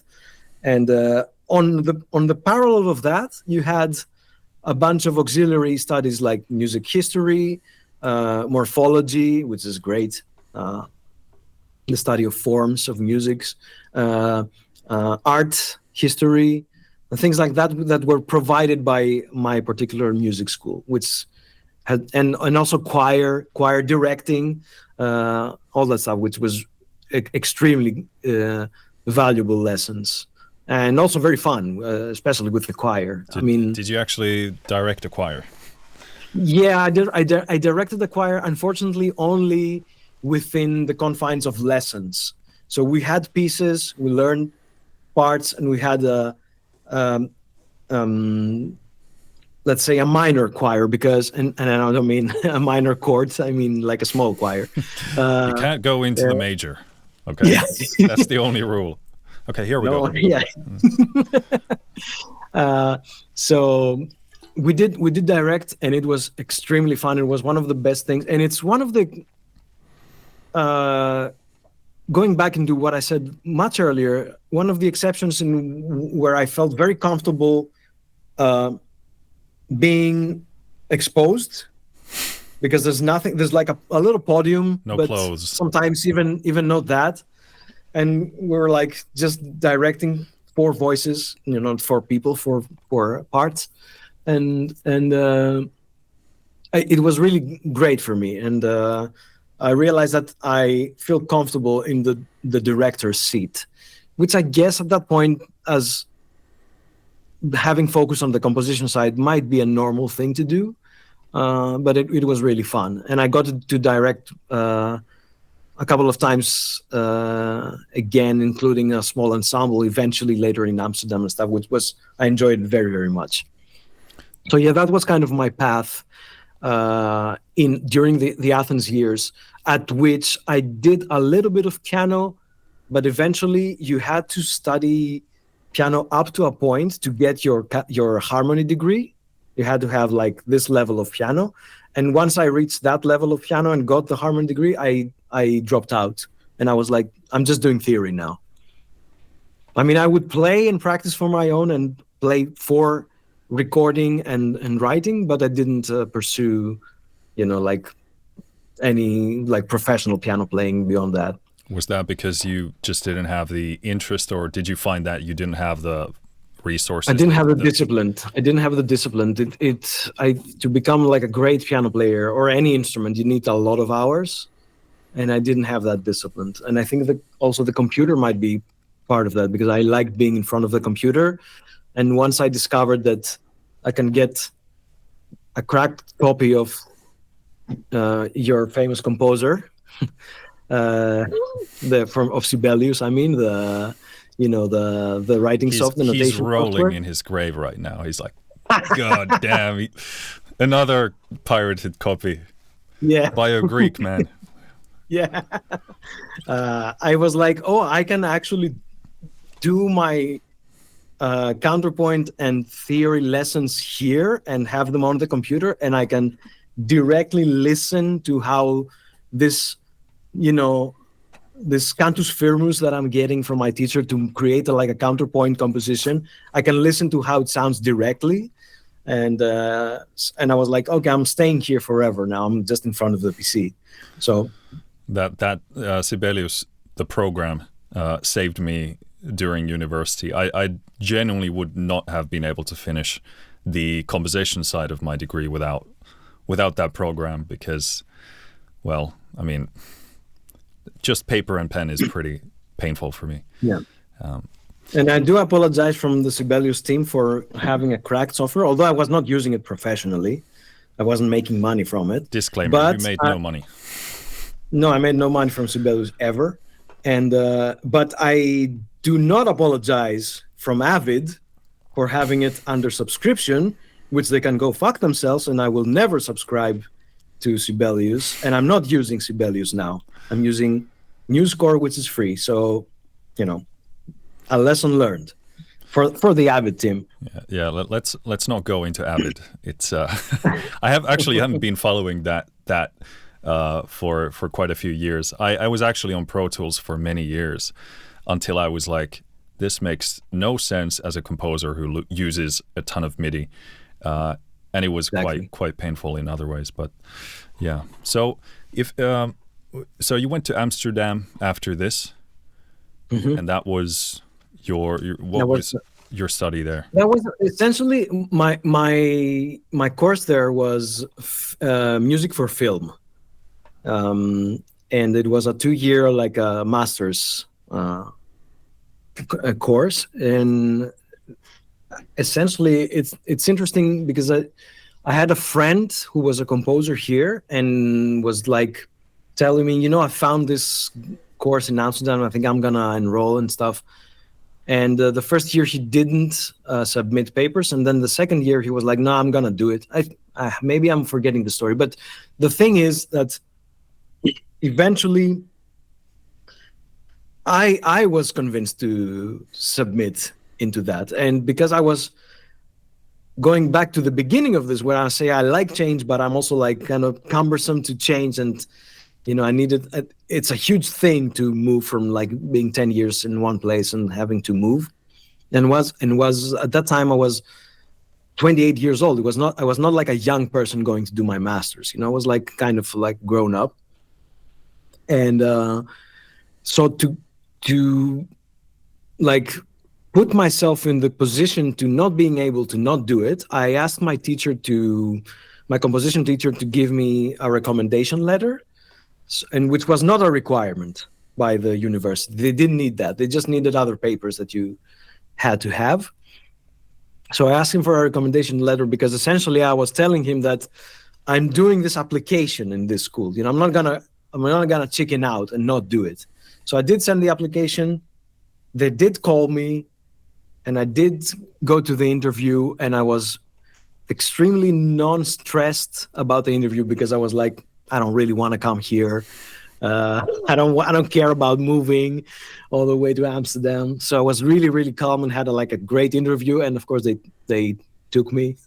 And then I had a very stressful months of the summer, having to find a place and moving to Amsterdam. But it's like I would do it in a snap again. It was one of the best periods in my life. It was great. If you had to summarize the biggest kind of upside of the whole Amsterdam period, what was it like? What did you specifically, maybe in terms of the musical development, what did you learn? I'll tell you, the biggest lesson that I got from that period was we were extremely lucky. We were in Amsterdam, has this art school, which is kind of an umbrella school that has all the music, dance, art, sculpture, whatever, theater, and the film school. So what our teacher had fought for and managed to do is connect our 2 years masters with the last 2 years of the bachelor film studies. So something that is not happening in many film scoring school is that we joined the projects that these guys were doing from the stage of concept, scenario, filming, all the parts of the production, until the end, until post-production. And the most valuable thing that I got from all that was being in the edit room. And then the edit room was a revelation to me in terms of how film is done, like what is making a film, and how music works with a film, and how much the editing and the music work together to create a coherent piece. And I was lucky. I got to work with some amazing editor students, and we had great relationships because I loved being in there, and it was by far the most valuable thing that I got about, especially in terms of music that works within another medium, and how this is utilized, and this is definitely the highlight of the thing. There are a lot of great things that I got from that, but this is, and it's also how I fell in love with editing itself, and kind of rejuvenated my relationship with cinema, and also why I at some point in my life I was like, no, I will become an editor. I don't want to be a musician anymore. I want to be an editor. It was like I loved it so much that it was like kind of up like. And still, it's not something that I've given up on. I'm like, maybe someday.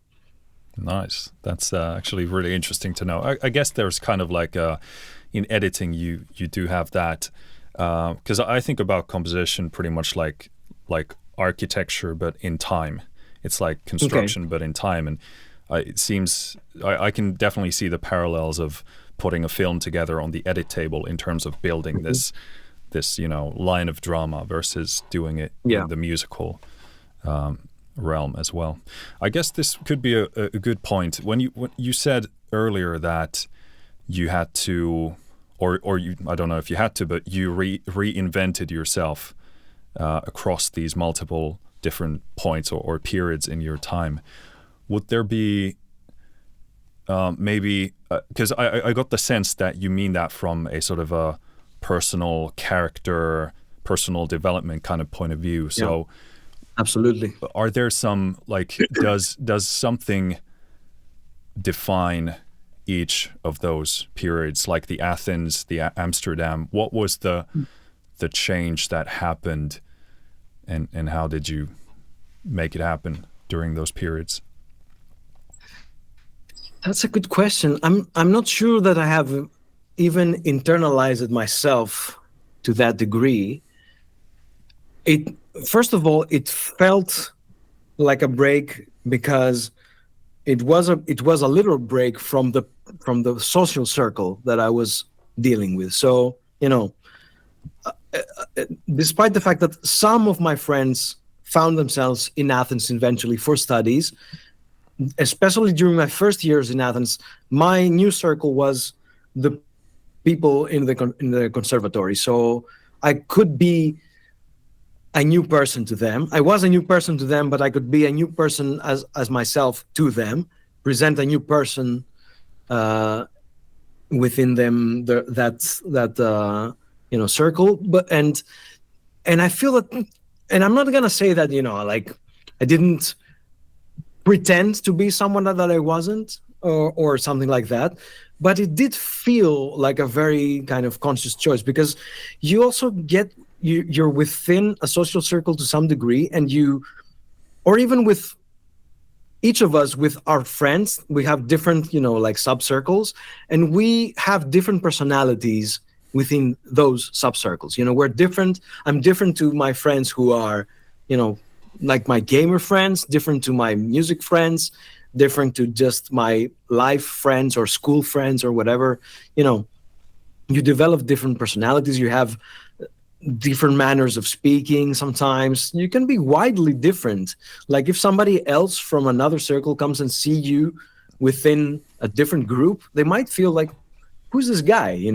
So in that sense, this sort of happened once when moving to Athens, and to some degree again when moving to Amsterdam, at which point I also had come to a very personal rut to a degree, because I was really struggling with how am I going to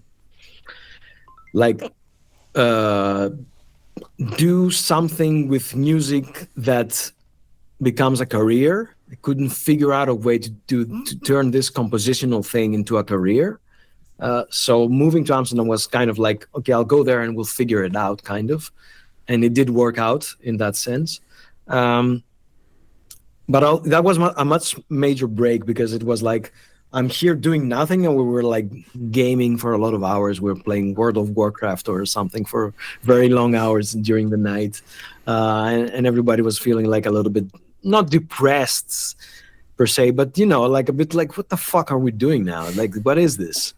Covered in Cheetos and or whatever the Greek counterpart is. In a sense, I had gained a lot of weight. I wasn't exercising at all, and it was like, when they took me, when I was accepted in the school, I had hair just a little bit longer than that, and I shaved everything except like a strand on the back. I was like, I'm gonna do something, you know, to even when I look myself in the mirror, I'm like, this is something new, you know.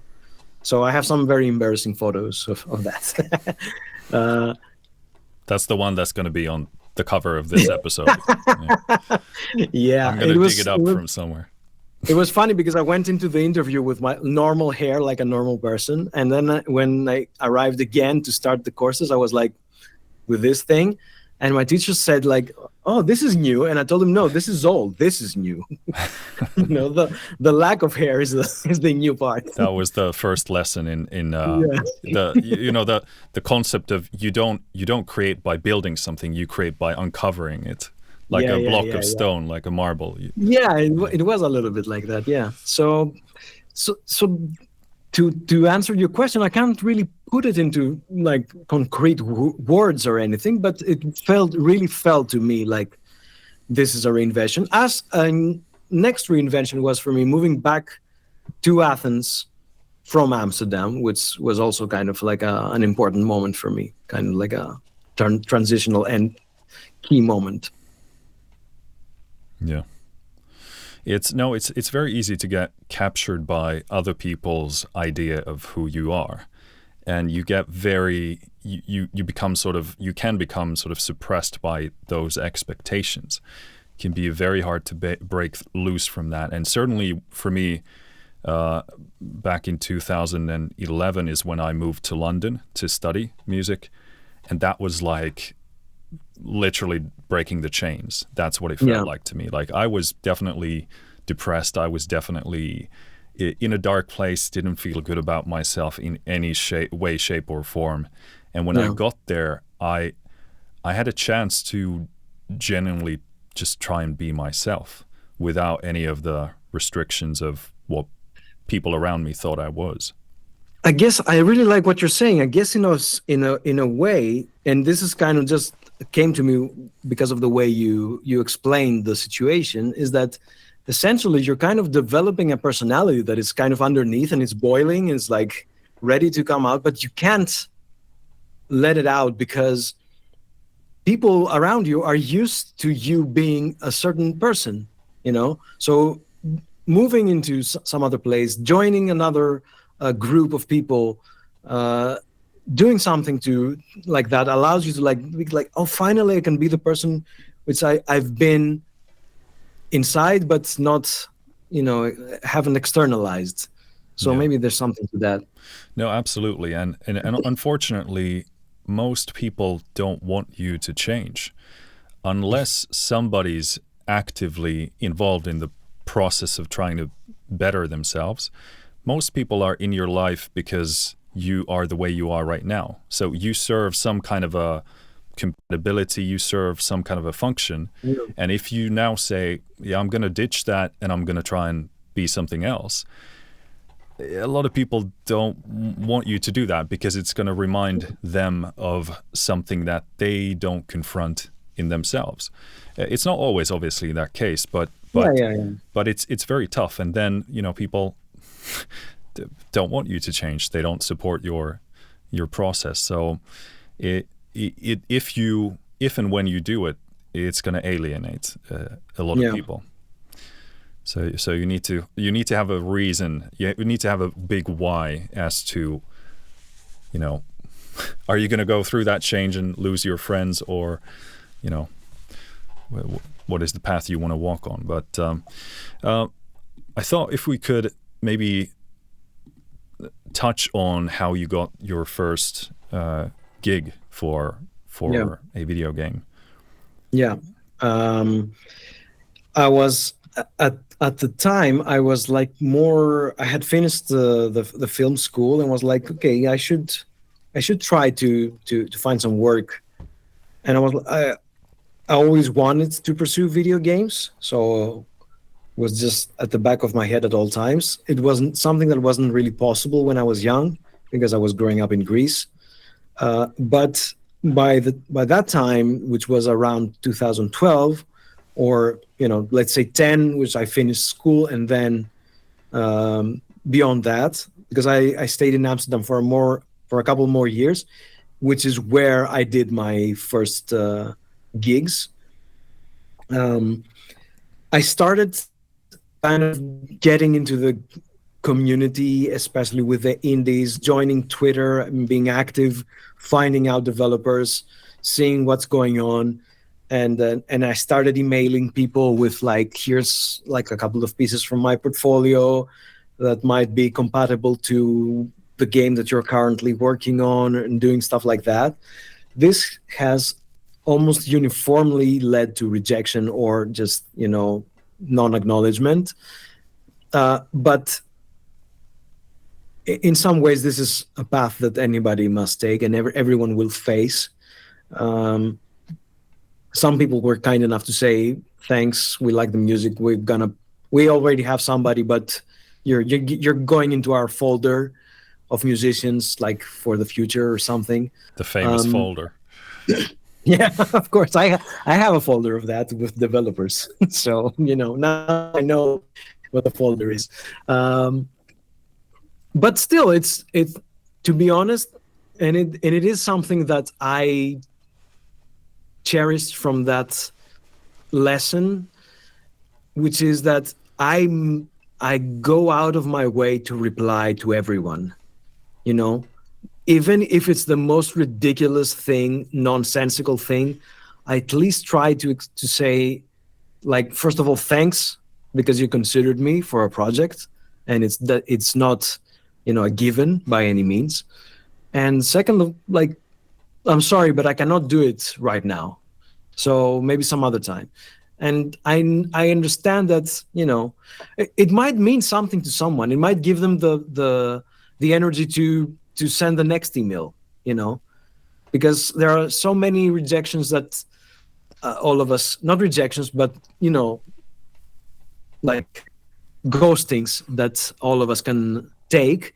And maybe I'm the last one that somebody can take. And I don't want to be that. I don't want to be the person that somebody will say, well, fuck it, I'm out, So I try to at least reply to everyone. But one of the things that I was doing then, I was following a blog by a now friend of mine, Konstantinos Dimopoulos, who was writing under the title Gnome's Lair or something. And he was just doing like an indie games blog. He would review stuff, present stuff, what have you. And at some point he said, look, we're starting our own company and we're going to start developing games. And so they had a little website, and they had like the team. It was like, the designer, the artist, the programmer, the whatever. And I took a look at the team, and so I left them maybe either I had left a few comments on the blog. So I'm assuming he knew who I was, kind of, like he knew I was a reader. But then I left a comment somewhere. I was saying, this is a great team, and the only thing that's missing is a composer. And I sent him a link to like my portfolio. And he got back to me immediately. He was like, we're starting this company. We're not sure what the project is going to be. We're not looking for people right now, but I have a friend who is doing a project right now and needs a composer, and I'll put you in touch. And he put me in touch with Jonas Kirazis, who is now a longtime friend and collaborator. And he was doing the Sea Will Claim Everything. which is my first game. And the reason that he needed a composer is because he's the composer who did previous games in the series. She was pregnant, I think, or just had a baby, something like that. So she couldn't do it right then. So I sent him a couple of tracks, and we're like, let's go. And he sent me a nice brief with all the areas in the game and all the stuff. And then we did the project, and sort of the rest is history. To me, that was a very pivotal moment because it changed my status from wannabe game composer to published game composer. And even if the game was played by like 10 people or something, I was still like, I always say this, I have put my foot in the door, and I was not gonna, there's a reason why this metaphor exists. It's very hard to drive a foot out of a door. The shoe does the job You're for gonna you. have You don't to need cut to it do off. Yeah. It was and eventually Konstantinos and their developing team actually did their game, which I worked on, and it was a totally different game. I did an electronic score for that. Unfortunately, that game was played by even less people than The Sea Will Claim Everything.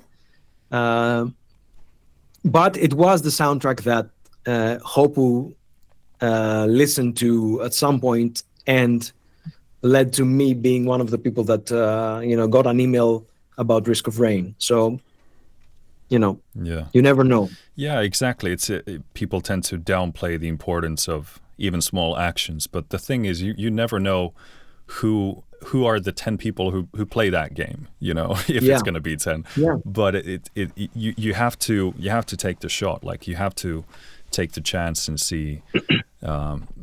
Where it takes you. So basically that was, so for Risk of Rain, you just got like an email and then you were off with that. I got an email that said, we're looking for somebody to do a game that we have in the works. It's pretty much finished. You can take a look at it. It's here. And with the original idea was that they're going to be a bunch of composers doing 2 or 3 tracks or something and populate the game with that music. And I told the team that I think it would be best if one person did the job, because it's going to be more coherent and more kind of uniform. And was that a difficult conversation? Because that I can totally see the sense in that as a composer, but maybe you can take us through that. No, I mean, it was because it was a string of emails. It was difficult on my part to send that email, because I knew that I'm bringing myself into a binary position now. I either get this job or I don't.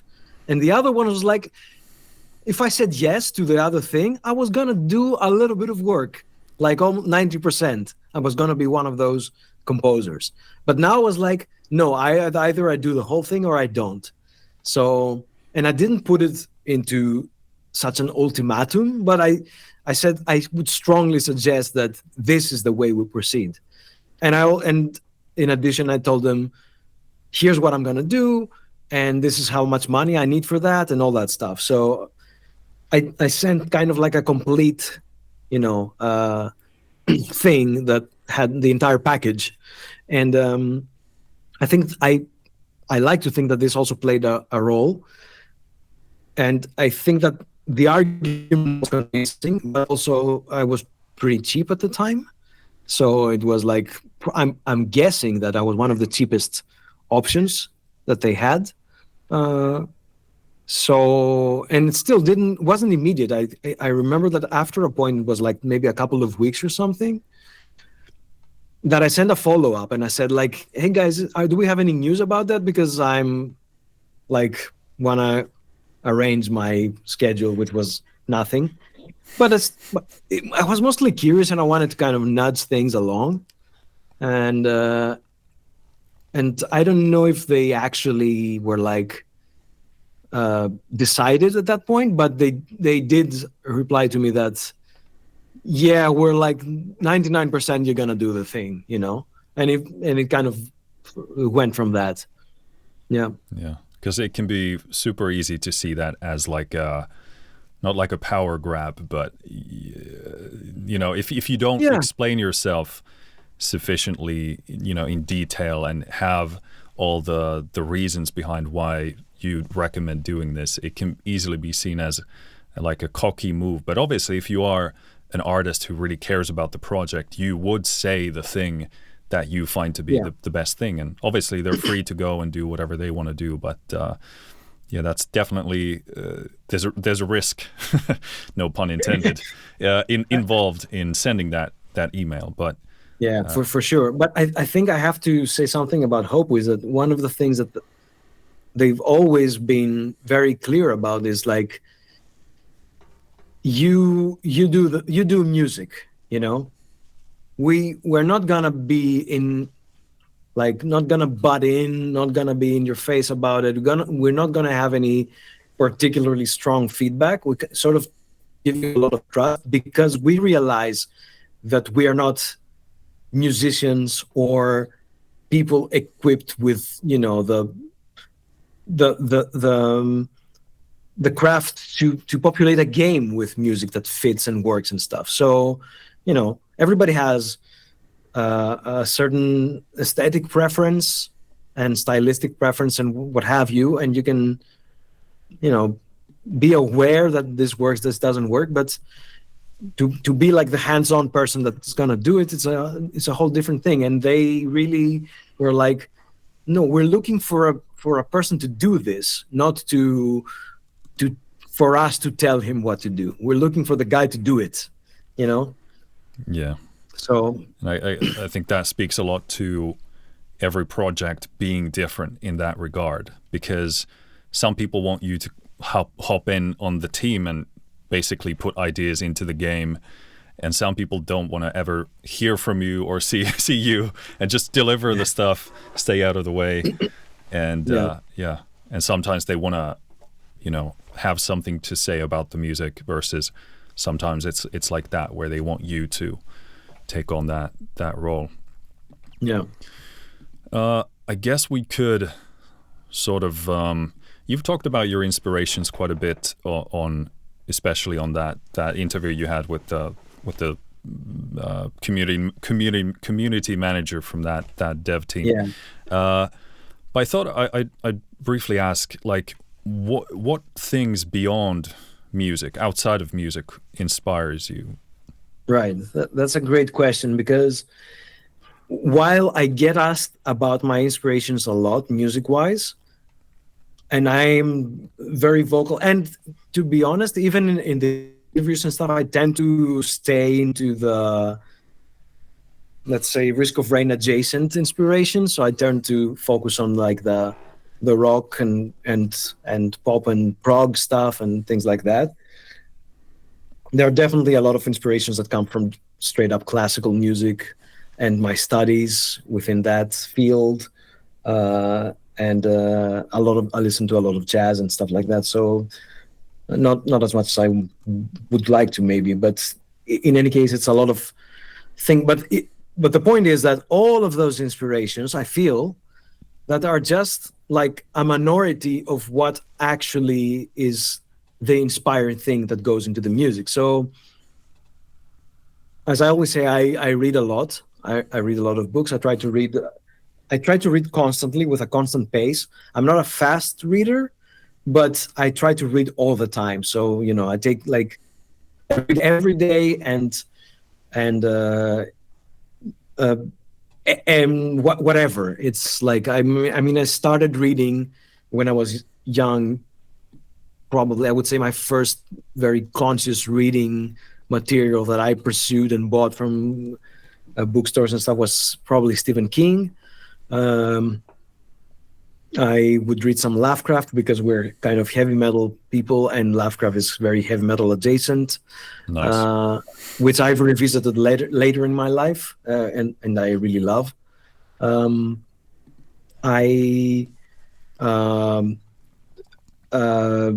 listen to quite a bit of podcasts and stuff, just because I really like that.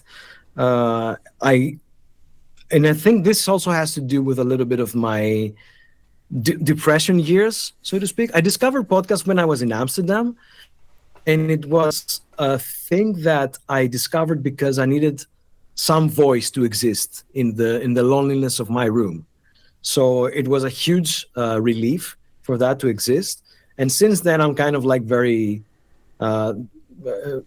very podcast friendly. I always have like, I never leave home without headphones. Like I've delayed for more than half an hour to leave my house because I couldn't find my headphones. And now I have like 2 or 3 pairs just lying around. So I have a backup or something. But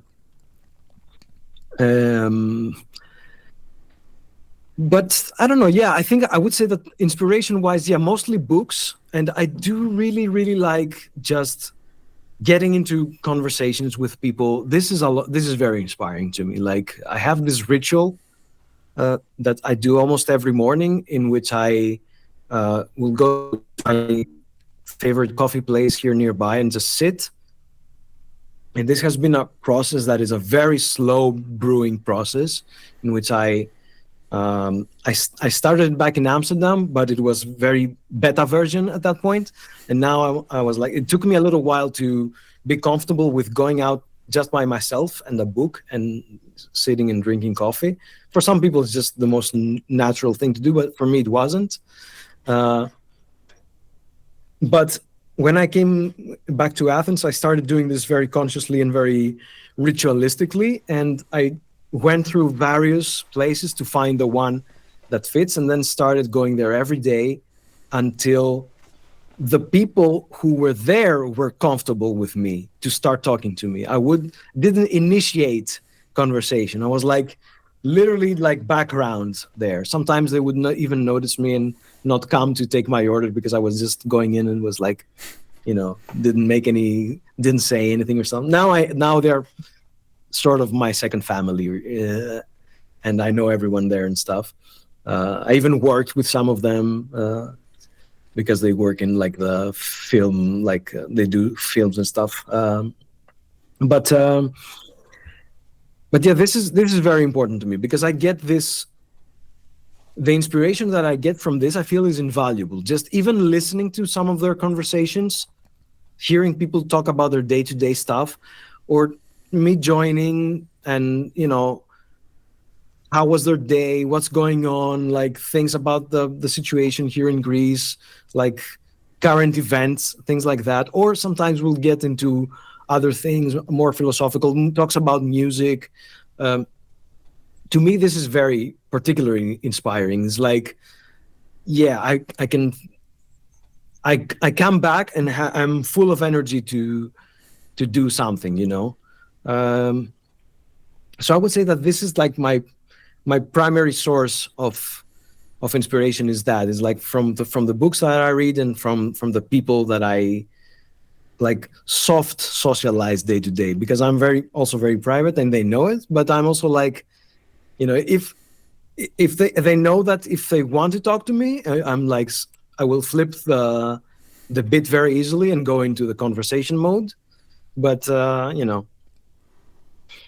yeah, I don't know if there's anything other than that. I mean, essentially, what I always say to people is that like inspiration comes from life itself. You need to have an active life to be a member of your community or something, to be participant, and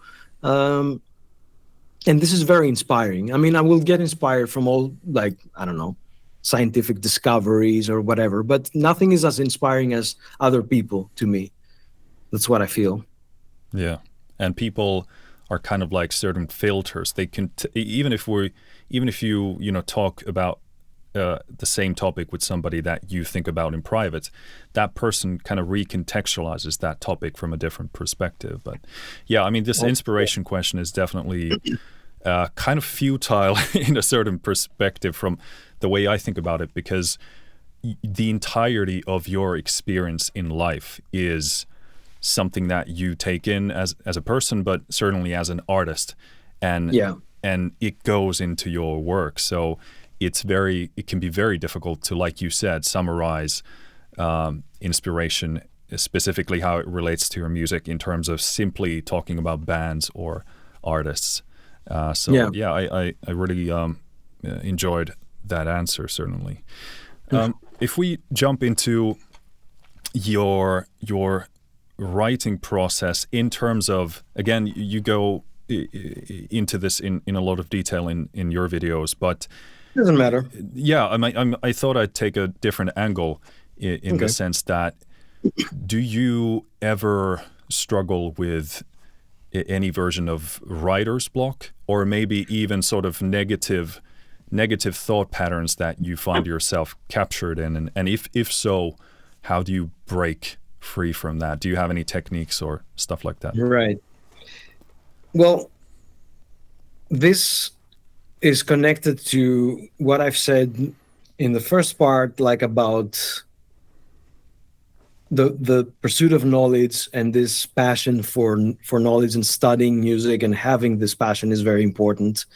And how, I think that every musician should to some degree have this passion for that. And I would say there are two parts in this answer. The one is that, as peculiar, or maybe it feels a bit reductive to some people, there is a major part of music writing that is simply a craft, in the sense that a plumber will go plumb and an electrician will go electrify, and they have learned the craft, and they can do it every day. And whatever has happened in their lives, whatever's going on, they can do it because they know the craft. And there's a lot of it that relates to music. There's a lot of craftsmanship into music. So anytime I go and sit at the piano or open the computer or something, there's something that I can output. There's something that I can write. I can put ideas and try them out and test them out. And some of them will be good, some of them will not be as good, or bad, straight bad. And that happens every day. And it might have to do with, my current state of mind, a writer's block for whatever reason. I'm very tired. I'm what have you. I have other things in my mind because something's going on, But what I always say is that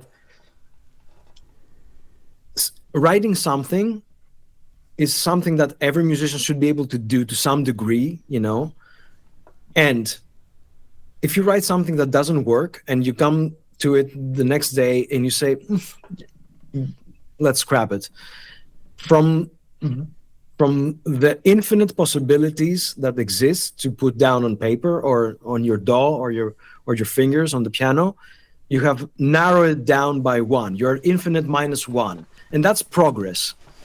If you throw something away, that's progress. Like, I'm a very firm believer in that. So it doesn't really matter. If I have a bad day, doesn't matter. And the way that I will fight the really, really bad days where I'm like too tired, I'm too depressed, something's happened, and I really can't write, is that I have so many other things to deal with. Like, I can have emails to deal with, I can do my taxes, I can do other stuff that also take my time. So I will just do that so that I don't feel that I'm not having a productive day. Because the worst thing that can happen is for one day to do nothing. And if you do nothing, that you will face that in the next day, and it will be very hard. At least to me, it's very hard. The more days in a row that I might be doing nothing for some whatever reason, for example, when we were in the pandemic, I had a few days like this. I had like a week. I was just watching, a binge the TV series. And then it's something that it gives a little bit of a serotonin at that moment.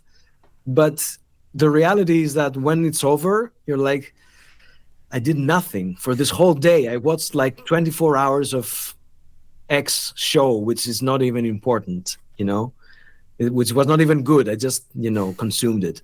So that is what will bring me down the next day and will pile up essentially. So I try to avoid that at all costs. Even if I have a really, really bad day of, let's say, writer's block, I don't really I don't want to say writer's block, but it's not how it feels to me. But to put it into a term that people understand, I will just do the maintenance stuff. So I feel that, well, but it's like spending 8 hours doing that, and now it's out of my way, and I'm like, this is great because I hate doing that stuff.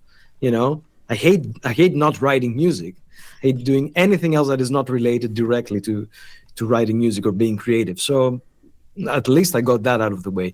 But yeah, usually I even on bad days I will write something. What is actually stressful to me is when I don't have that luxury. When I'm doing a project that the deadline is as such that I don't have the luxury to write stuff and try them and say, this doesn't work, let me toss it. When I have to bring every bad idea in and realize it into something, that is when I feel like that is what makes me unhappy. I'm like, this is not what I signed up for.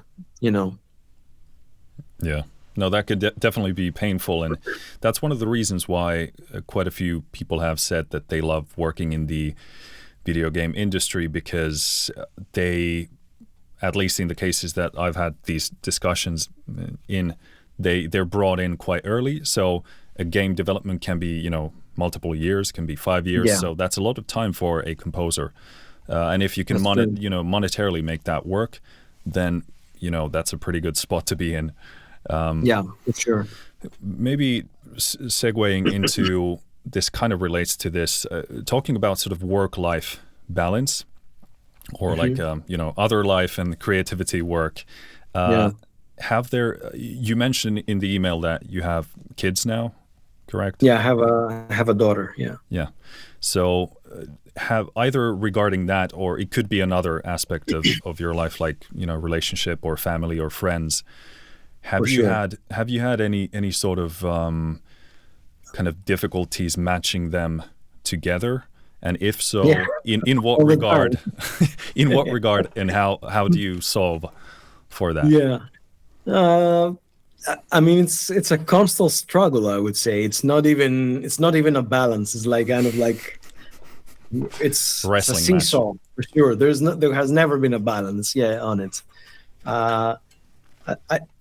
I struggle a lot when I have very demanding projects, because it's very hard for me to, like, if you come out of a week which has been very demanding writing wise, and you have a weekend to spend, like with my wife and my daughter now, sometimes I don't have the energy to do it.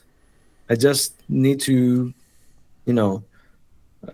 not do anything, or do something that I want to do, which I haven't done for a very long time. For example, sometimes I just want to play a game, and I don't have the time, because I also have to invest some time with the family. We have other engagements that we might need to be involved in, visit other people, see my friends, all of those things that are kind of pending and kind of being out there. And none of them is like bad, it's not, you can't blame people for wanting to be with you, or and it's not that I don't want to be with them.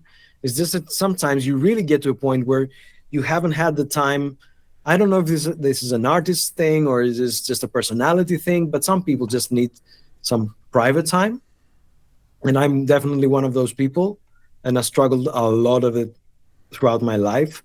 One of the biggest victories of my life was feeling comfortable to say to my friends, no, I won't go there because I don't want to, or being at some place and I'm like, I'm going now. And we're like, I'm there for half an hour and I'm suddenly like waking up and I'm like, okay, I'll see you guys tomorrow. No hard feelings. I just don't like it here anymore, So things like that are kind of wins in my book that I got to get in my life. And I would strongly suggest other people to get those victories if they haven't. But yeah, it is very difficult, especially when there's something demanding. And I try to compensate when, a project is done, to kind of like spend more time, because I also want to, again, it's bad. I definitely don't want it, because my wife will see this, so I don't want it to sound like, you know, I'm like, you know, like jolting down time on the calendar, that wife, you know, for these hours or anything. But yeah, sometimes it is hard. Yeah, but and I'm very lucky that she understands that. And I also get, sometimes I cheat, because I will go running for an hour in the morning, and I will have my headphones, and this is my me time, you know, uh, something like that. Or I will go get my coffee. My ritual is still there. This is how I get my me time, so I can have the we time later. It is difficult, though. It is difficult. Yeah, and it's one of the reasons why I.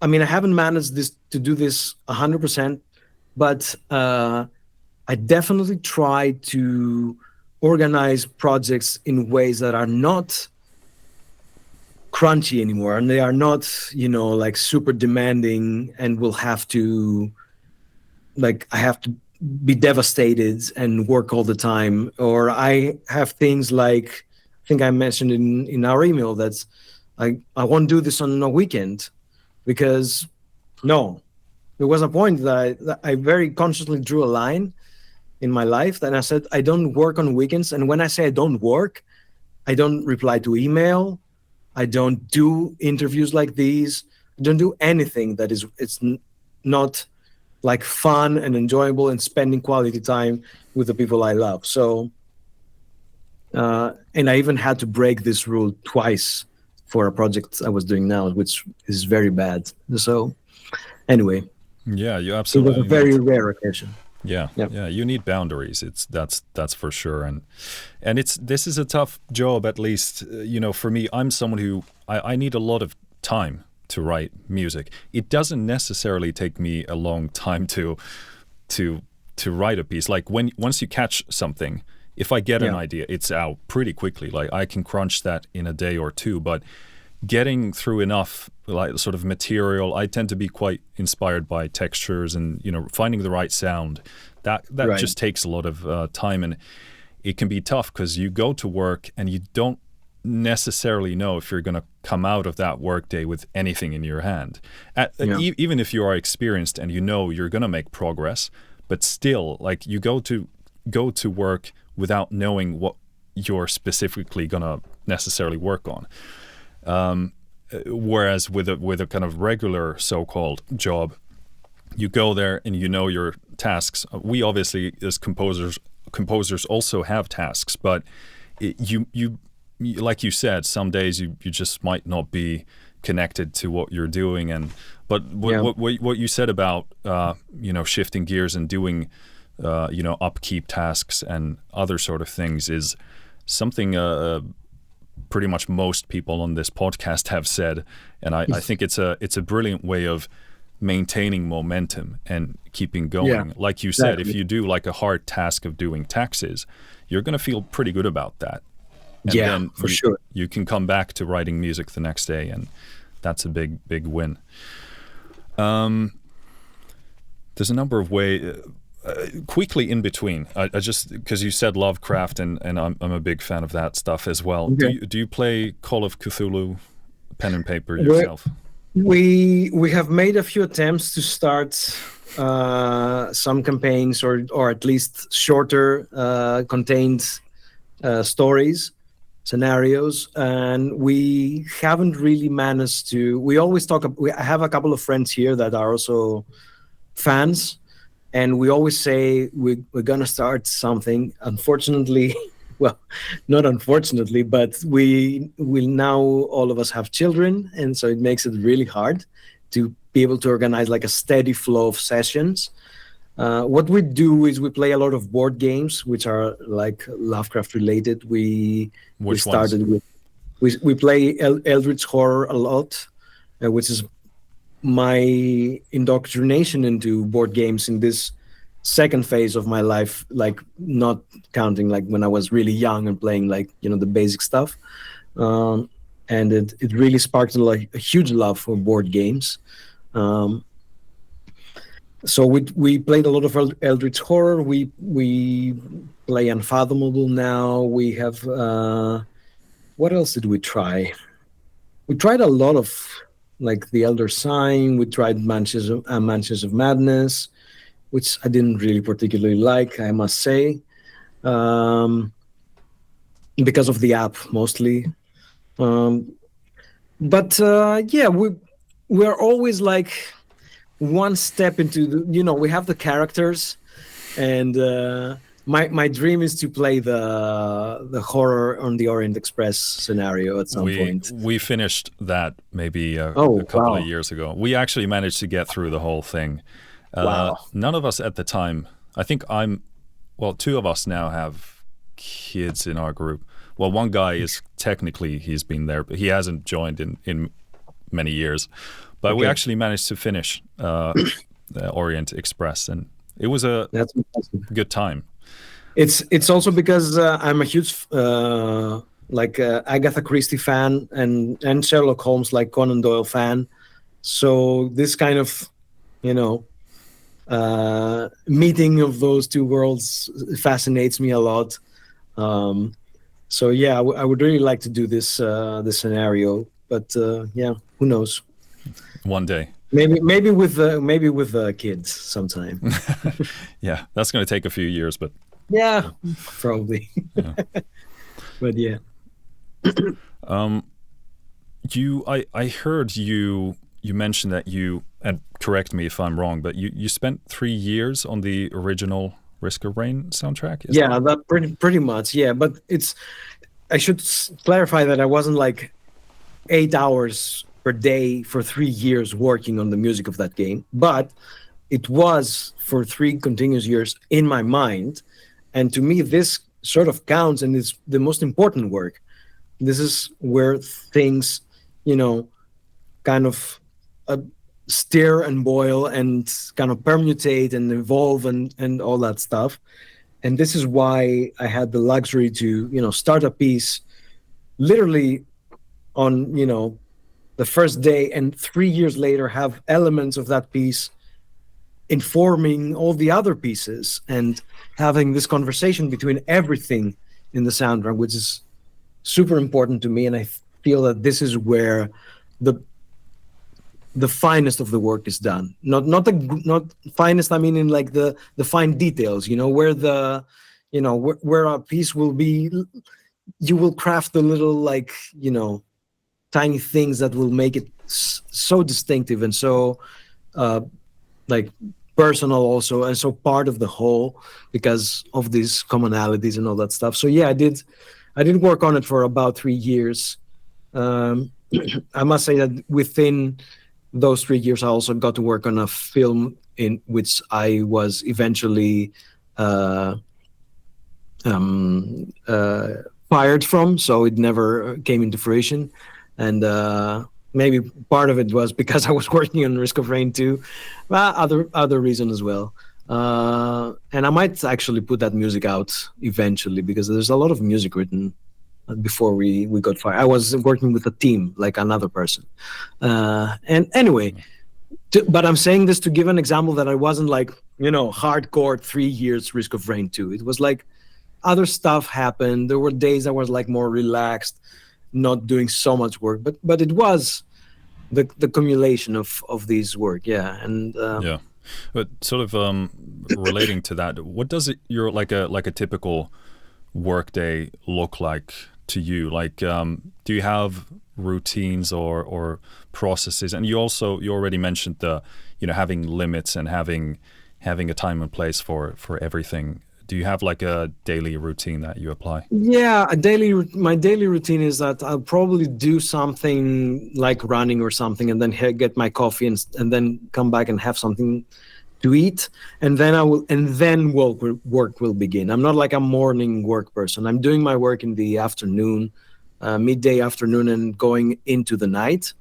Do you have a certain amount of hours that you allocate to music composition, or does that change? No, I have never thought of it like that. I've never counted hours or anything like that. I'm always I'll come to the computer, see if there's something immediate to be done, like an email that is sort of urgent, or needs to be replied right now or whatever. Do any other like immediate task that needs to be done, and then I will, depending on where I am on the project, I will either start something or jump into an existing piece and start expanding, writing, getting ideas into it. This is a very fuzzy process for me, because I'm usually what happens is that how a piece will develop is that I will experiment a little bit, either with textures, a drum beat, some sort of rhythm, some pattern, like a motive or something. And this will be the foundation of the piece, and I will expand this a little bit, like say 4 bars or 8 bars, and then I will do kind of a granular dive into it. And on top of that, I will start building stuff. Usually what you see in my project is like 4 bars that have a loop, and within this loop, things are being built on top. And eventually you get to a point where this loop has become what will be like the middle part of the piece. So everything that exists in the piece, all the elements of the piece, are within those 2 bars or 4 bars. And then I will just like do copies of that and start taking things out to build intros, build-ups, change things, shift things around, and do things like that. And then I will go very, very deeply on that. I will focus on like, fine drum details, fine synth details, fine like pad details, guitar work sometimes.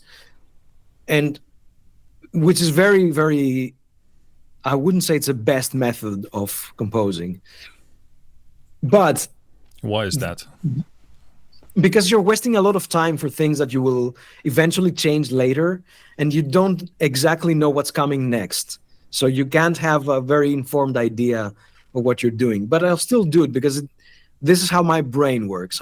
I can't leave a lot of details just in the air. And then, but the reality is that depending on the piece that I'm working, I usually have the form of the piece in my head already. I don't need to build it out, If I'm working on a Risk of Rain piece, if that's like a boss fight, if that's like a level fight, I usually have the basic form of it. Like it's going to be like that, then it's going to go to part B, then it's going to come back. That is going to, have a big solo. It's going to, have a huge peak. It's going to break down and finish. So I usually have a form that I'm following without need to, either put markers or put placeholders, ideas and stuff. So usually I'll do this granular thing. And then because this granular thing is so detailed, has so much information, usually it gives me enough stuff to like expand and create the rest of the piece out of that, And depending on how much info I need, if I need like a very grand, very different, very kind of breakaway second idea, I will work on that. And this will take usually what I do is like, if I put those 2 or 4 bars and expand them, and this might take, I don't know, 1 hour, 2 hours, I'll call it a day. I'm like, I'm halfway there, more than halfway there. And then I'll break it out slowly over the next week or so.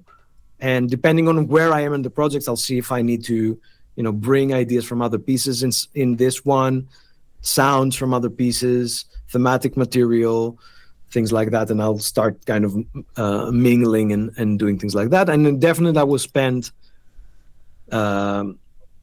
like a couple of days on solos and stuff, just doing takes for solos and, trying out an idea. Then the other day I will come and listen to it. And I'm like, yeah, it's not good enough. I'll do another one.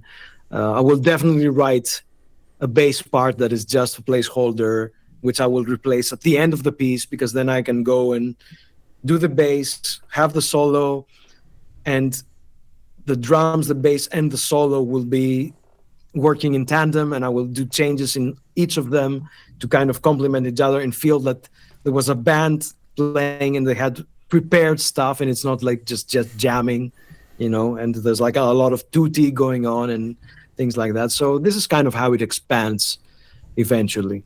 Is that sort of, you mentioned the moments when you sort of say hands off and you walk away, is that something you innately had a knack for, or was that through experience of knowing when to say hands off for this for a while and I'll come back to it? Yeah, I think it came from experience, and it comes from experience. It also comes from, sometimes you get these days where like there's a creative flow that comes out and you're like starting to work, I don't know, at 3 p.m. or 4 p.m. or something, and then suddenly it's 1 a.m. in the evening, in the night, and you hadn't really realized it.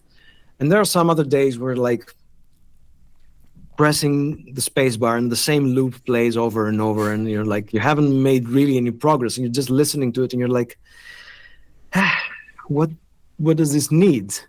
And sometimes this answer is very easy and it's just not there at the time, and sometimes it just takes all those plays to happen. But once I know now that once I have this expanded foundational thing with a lot of layers on top, and it's there, even if it's like literally 25 seconds of music because it's like 4 bars or 2 bars, I know that therein the entire piece exists and I can expand it. So yeah, from that experience, I can sort of say it's okay. I can even, and to be clear, I can even do that.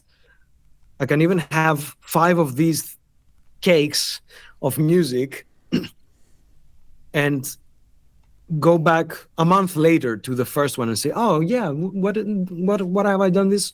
Okay, this. And it's interesting because I look at it with a fresh pair of ears and I'm like, did I do that? When did that happen? How did that idea come about? And I'm like, okay, yeah. And I know what's gonna happen. Yeah. This will be. I will invert this and make it a B part. I will do this, and I will like here. I'm gonna swap to another rhythm because this is the flow, and it will just happen. And then I will go through them again, and expand. It's not that day 1 I put down the foundation. Day 2, let's find the solo. Day 3, it's complete. This is completely random and has to do a lot of with my mood and the mood of the piece also, because sometimes you're like, when I'm doing like a super heavy metal piece for Risk of Rain boss fight, for example, it's not easy like doing the drums for like a particular section where I have 2 bars of music looped and I have the piano roll in front of me, and I'm like doing this tom, and I'm like crazy anal about that. Like I will debate MIDI volume 68 versus MIDI volume 67 3 times, 4 times. Like, is this the right velocity, or should it be like 3 ticks before the click and feel more natural, or 4 or 7 clicks before the, and I'll do this like I'm like literally, to an outsider, like a maniacal person, because you get to listen to this loop like and it just plays all the time, and I'm like going in like that with the mouse, and I'm like, tick. I don't want the high tom, I want the mid high tom. Let's listen again. Or should it be the snare drum? And which snare drum? Should it be like the rim shot and should it be like 39 velocity or 40 velocity? And this happens, and then it's literally a crazy process. But when this ends and I have spent like half an hour listening to these 2 bars of super loud music, you're exhausted. So it's not easy to go the other day and do the same thing again.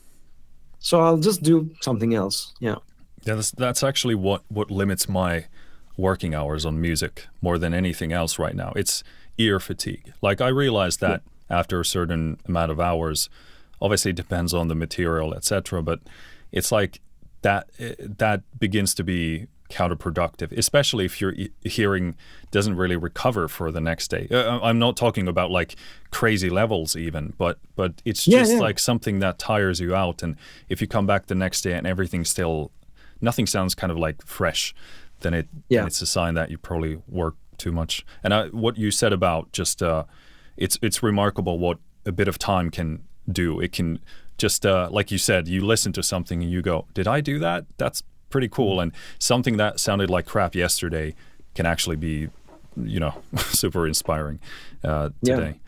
Yeah. Moving sort of into some of the last questions here, because I want to let you get back to your life, but maybe in the there are so many things about because you obviously have, like you said, you mix your own music, correct? So there's definitely a lot of stuff I'd want to dig in that, but maybe taking a sort of different angle, is there something like a piece of gear, could be software, could be like a mixing thing, could be a virtual instrument, anything, sample library. Is there something you are super excited about now? Like what's the last plugin or instrument or something that made you go like, okay, wow, this is either inspiring or improves your mixing process or whatever else? Okay, yeah.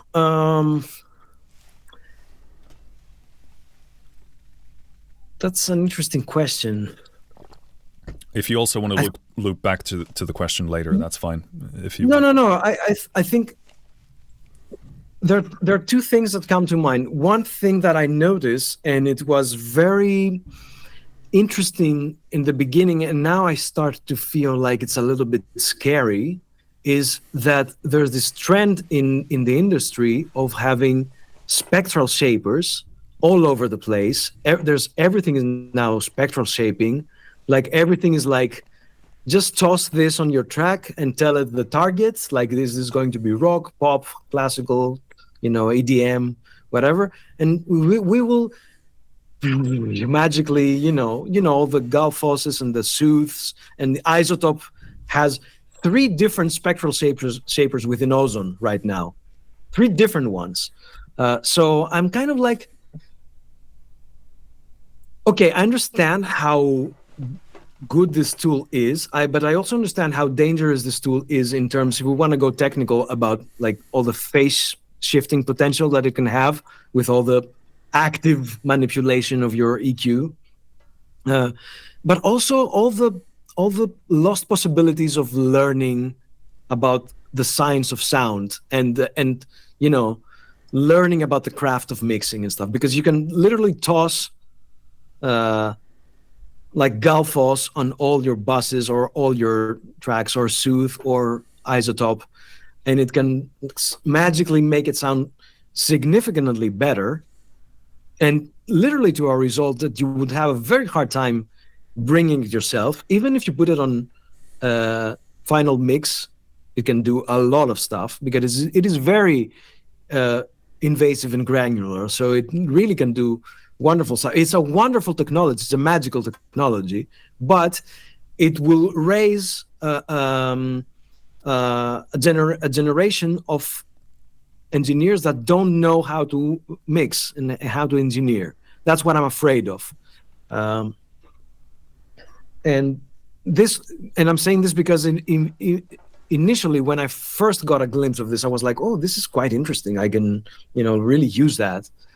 And I really like the approach of Galfos, which was one of the first spectral shapers in the market, which they put out Galfos, and then a few months later, they put Galfos Master Edition, which the only difference that it has is that it can go decimals. Instead of going from 1, 2, 3, 4, 5, 10, 20%, it goes 1.1, 1.2. So it urges you to be like, you're putting this on the master bus, like cool it. And I really loved that approach on the plugin. So, and I do use it as a kind of like magic sauce at the end, It's like I do like it. It also, because it is working all the time, it also has a nice effect on the wideness of the track because of the phase relationship that it creates. Suddenly you just put it on and it's like, well, like your mix is like a little bit wider, sounds a little bit like, okay, it's without being, this off wideness, like the coloration being all like screwed up and having phase cancellation.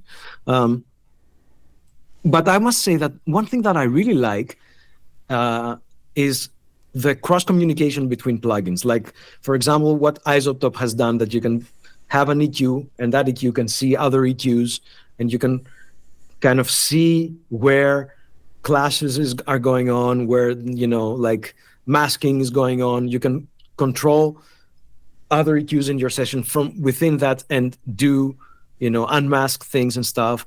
For example, Cubase, in its channel strip now, you can load a different channel onto the same EQ, and you can see it, and you can immediately click to it, do your adjustments, go back, and it's the same window. You don't have to, you know, it's like I use, like, all my kick drums and all my bass drums are like talking to each other. This is something that I like a lot. This is something like that I appreciate, and excites me when I'm mixing, because it makes my life quite easier. And I must say, and I'm 100% sure that this will be a major revelation to a lot of people, is that I have, for the past 5 years, I have stopped EQing based on frequency. I've only EQ'd stuff based on music. Like, if you go on Cubase, I mean, Pro Q3 can do it. It has literally a keyboard underneath, and you can snap your points to the keyboard. But if you go on Cubase and open the EQ, and you do your basic EQ, let's say, you know, not like, you can, instead of writing 550 hertz, you can type in C3 and press enter, and boom, it will put a thing on the note, and then you can do the, you know, EQ based on that. And this helps me a lot. First of all, it teaches me what frequency each note is on the long term, like subconsciously. And second of all, I'm like, okay, this piece is in D minor, so I know that my bass is kind of like in this area. Like, I know that my pads will have peaks in that area, because a lot of stuff will pile up in that frequency. You know, I don't need to like be guessing about lows and low mids and high mids and highs and presence and all that stuff, which are all perfectly workable nomenclature. But for me as a musician, it's like, oh yeah, I'll start from B3, because I know this is my foundation, and then see, okay, what's going on there, you know? So this is something that has changed my workload significantly when I'm mixing. Yeah, I would say. Nice. I would actually be interested in seeing you do like a video on that or something, just to grab the specifics of how you construct it. But it sounds but one other thing that I'm doing very consciously is, and it has been the bane of my existence many times, because it's very easy to do a mistake, is that I'm very meticulous about routing. So I have, like, you know, I'm grouping a lot of things. I'm being very particular on that. But the downside of that is that when you bring a new piece, a new track, it always routes to the master bus, which means it bypasses, because what I've done is, like, I have my tracks, they are routed into a subgroup, and now I have made this into 13 subgroups, which is drums 1, drums 2, bass 1, bass 2, synths 1, 2, keyboards, guitars 1, guitars 2, leads, miscellaneous and sound effects, 2 different, and then space, which is reverbs and delays that are common, not like specialized sound designy things, but my main reverbs and my main delays, which define, you know, the mixing space. So all these groups go into a subgroup, and then this subgroup goes into the master bus. So if you bypass all that and you send something to the master bus, you're mixing, you're like, oh, this is great. If you want to do some changes on that, it's like hell. Sometimes you want to export stems, and this thing will not be there because it doesn't pass through the groups. Also, I have another hidden channel, which is my mixing channel, because I have my submix, as I said, which everything is there. And this routes to the master bus, which has a limiter to push the level up. But if I want to export something to do masters on it, I will export it without the boost of the limiter. So it's like soft, so I can take it into the limiting stage and into the mastering stage and do things. I don't know, maybe this is getting too technical for some people. No, I love it, but but, yeah. but literally, if I have something on, that doesn't go through the sub mix and doesn't end to the mix bus, and it just goes to the master bus. I'm doing my composition. I'm like, everything is super balanced and nice, and then I export my mix, and that even doesn't exist. It's not that it's louder or off balance. It literally doesn't exist. And I have released a piece of music with a track missing, and I realized it once it was live on Spotify.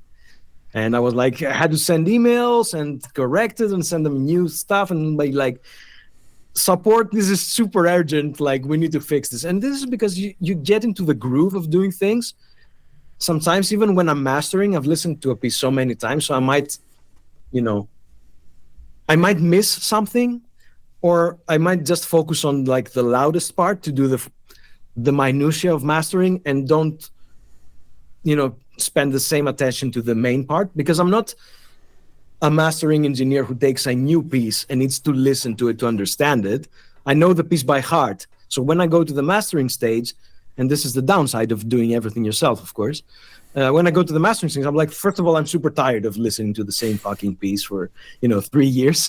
But it's that's one of the biggest mistakes that I've done, is like this.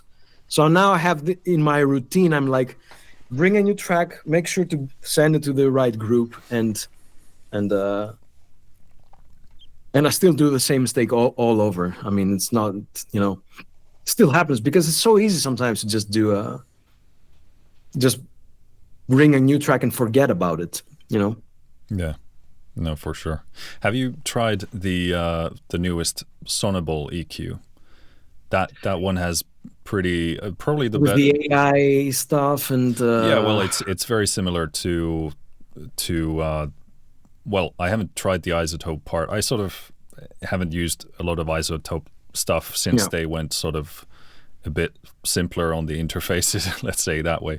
But the Sonable EQ, especially the crosstalk between the channels and how you can, it's a pleasure to work with. Yeah, I've tried it a little bit. I think it also has spectral shaping elements, doesn't it? Because you can you can turn it on or off. Yeah, exactly. I tried it a little bit, and I find it interesting, but it wasn't interesting enough for me to break from Pro Q3, which is like my go-to EQ. And because it would require me to change my way of thinking a little bit. Yeah. And I realized that Pro Q doesn't directly talk to other. I mean, it does sort of talk to other channels. You can do like spectrum capture and do things like that, and kind of match EQ, and you can sort of bring other channels into the view. But it's not as direct as, let's say, isotope EQ or Sonable, which you can do things like that. But I didn't. Maybe I'm getting too old to like change, to. No, it's like every tool is different, and I lean heavy into what intuitively feels right to you, because it takes time to learn a new tool. Maybe I don't have that time. So it takes time, and if it's not directly inspiring, it will be. Sometimes I'm like, no, I don't have the time. Yeah, for sure. Okay, moving into, I have 3 questions left, which hopefully we can fit in. But sure. I saw at least 2 different cats, I think, a black and a white. Cats, yeah. What are their names? The names, the black one is a male cat called Misha, and the other one is a female cat called Aria. Nice. So like the song of an opera. Yeah. This is a question I asked from Stefan from Circles Drum Samples way back. He has dogs, but I asked him, what is the greatest lesson they've taught you? My cats? Yes. Ooh, that's interesting. Not to give a fuck, I think. Makes sense. Like, yeah, like, just it's not important, dude. Like, fuck it. I think that's the greatest lesson that they teach me every day. Yeah. And I sort of ask that half jokingly, but there's something about, people who either, have spent a lot of time with animals or grew up with animals. Yeah. They definitely learn something along that way. And there's at least some level of, reading body language and intuiting certain things that people Yeah, pick for up. sure. I think you get to know the animal pretty well. The animal gets to know you pretty well.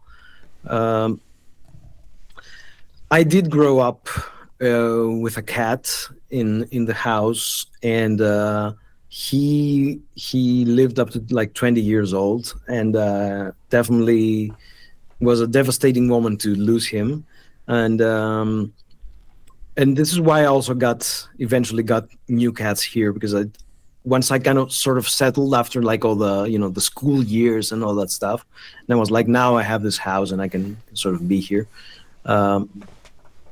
I wanted to have like the companionship, and it's really nice, if they sometimes will sleep on my feet or whatever, or just right on the desk.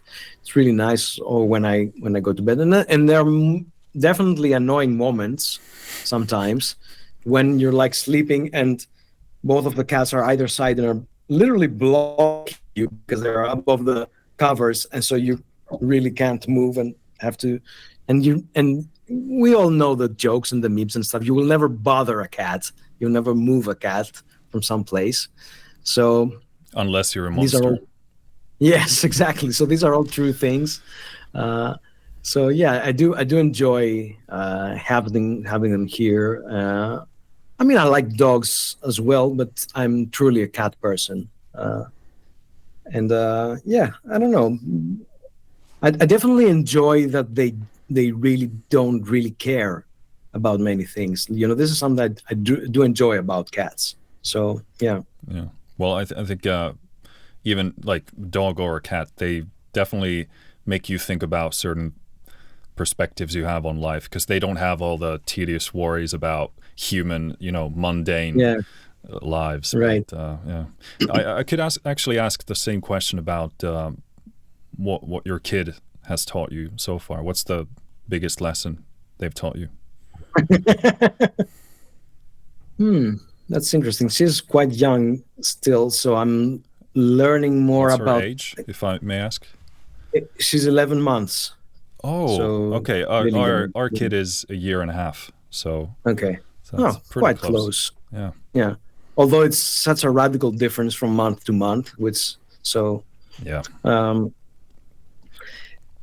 I wouldn't say so much that she is learning me something actively, as much as I'm learning things about myself because of her. I'm learning a lot about myself because of her. I'm finding a different me all the time, especially when it comes to being proactive and like making decisions on the fly on things that simply have to be done. Which sometimes, if it's about something that you want to do, you'll be like, I can spend some time thinking about it. I can do it tomorrow. I can do all sorts of things. And when it comes to the kid, it's like some things simply have to be done, and you're not thinking about it anymore. You're like, okay, I'll go do this. You wake up 7 o'clock in the morning and you realize you don't have an apple for her like morning juice, and you're like, I'll go to the thing and get it, and you'll be out the door and just to get one apple because you needed to make her breakfast or something, things like that. The thing that I learned is like that I got to find out myself how, like, my own connection to this kid, and kind of build a relationship with her from the very couple of months, which if you remember, the kid doesn't even know that you're there. It's like literally part of their mother. In their mind, they don't even realize that they're a separate entity, and you don't really exist. And I found it hard. And I was not expecting it to be as hard. I had a lot of struggles with that, and now she's kind of more familiar and understands a little thing, starts to walk and becoming a person. And now I'm like excited. I will get tired sometimes, and it will become at some point like, I wish I had like 5 minutes of peace and quiet, or something. But just as you do with the cats, which sometimes they're bugging you, but you really love them, it's even stronger, obviously, with the kid, that it makes up for it in many ways, even if she still cannot, like really communicate and stuff. But seeing a person kind of like, becoming a person, it's quite a magical thing. So it's it literally teaches me to appreciate this thing stage by stage, month by month, and realizing that I am actively excited to see this thing happen is kind of like a valuable lesson about myself. And it's also very inspiring, speaking of inspiration and stuff. Yeah, so I don't know if this covers it, but Yeah, no, you can ask me again in like a year or something. no, I'm sure if I ask you next week, it's going to be different. But it's definitely, like you said, it's difficult at times. It's tiring, tedious, but then they're growing so fast. And if you remind yourself, like, this moment is going to be gone, like they're not going to be a year and a half or a year old for very long at all. And like you said, every month, like you look at pictures from a month back and you're like, what? They look completely different. And how did this change so much? Yeah, cool. Yeah. Second to last question. What is your definition of an artist? Kind of a very not difficult at all question.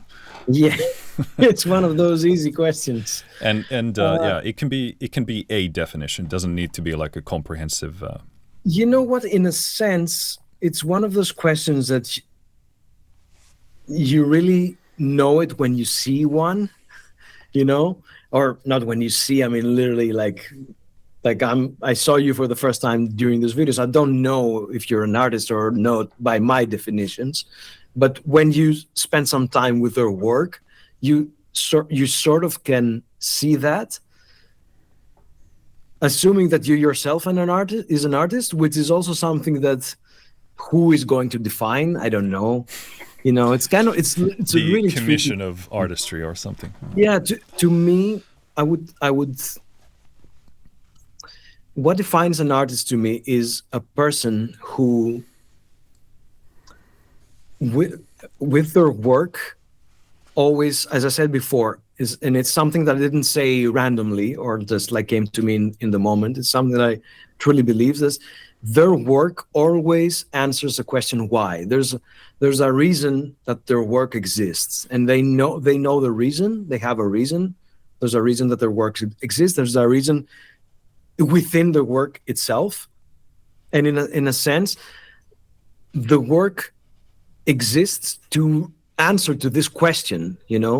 The question why has brewed in their mind, and they have created the work to answer to this question. And I know that this is as vague as it gets. If I want to put it in more like tangible things, I would say an artist is someone who is actively pursuing the knowledge and of art and the craft of art. I believe truly that for example, I don't believe there's such a thing as a self-taught artist, because if to be a self-taught artist, it would assume that you live in a bubble and there's no one else there creating art, and you have somehow created art out of nothing spontaneously. Because you cannot be self-taught if you're listening to other people's music. You're learning from that music. It's a one thing to, be self-taught in the sense that you on your own are pursuing the material. You're buying the books, you're watching YouTube, which, by the way, you shouldn't learn art from YouTube. You're, finding your solo teacher or private tutor or whatever. You're just grabbing the guitar and trying things out because you've listened to music that you want to play, but this music exists. So, so in that sense, I define an artist as a person who is actively doing these things and is never, and it's unthinkable to them that this will stop someday. To me, if I wanted to give a definition, I would say that an artist is someone who cannot fathom the idea of a finite art or personal pursuit for art. That if I ever say I've learned enough, then I can peacefully die. And, that's, and it would, for me, it would invalidate all my other art. If I ever said enough, not in the sense that, because that time might come in the sense that I'm tired of learning anymore. I cannot do it anymore, but I will never say, I don't need to, I don't want to learn more, You've arrived at the top. Yeah, exactly. Yeah. That's a good answer. Last question. If you could send a message to everyone's smartphone onto their lock screen, so they have to look at it so they can unlock their phone, you can send anything other than not an ad to your website or something like that. Send like a message to everybody's smartphone on the planet, on the lock screen. What would you send?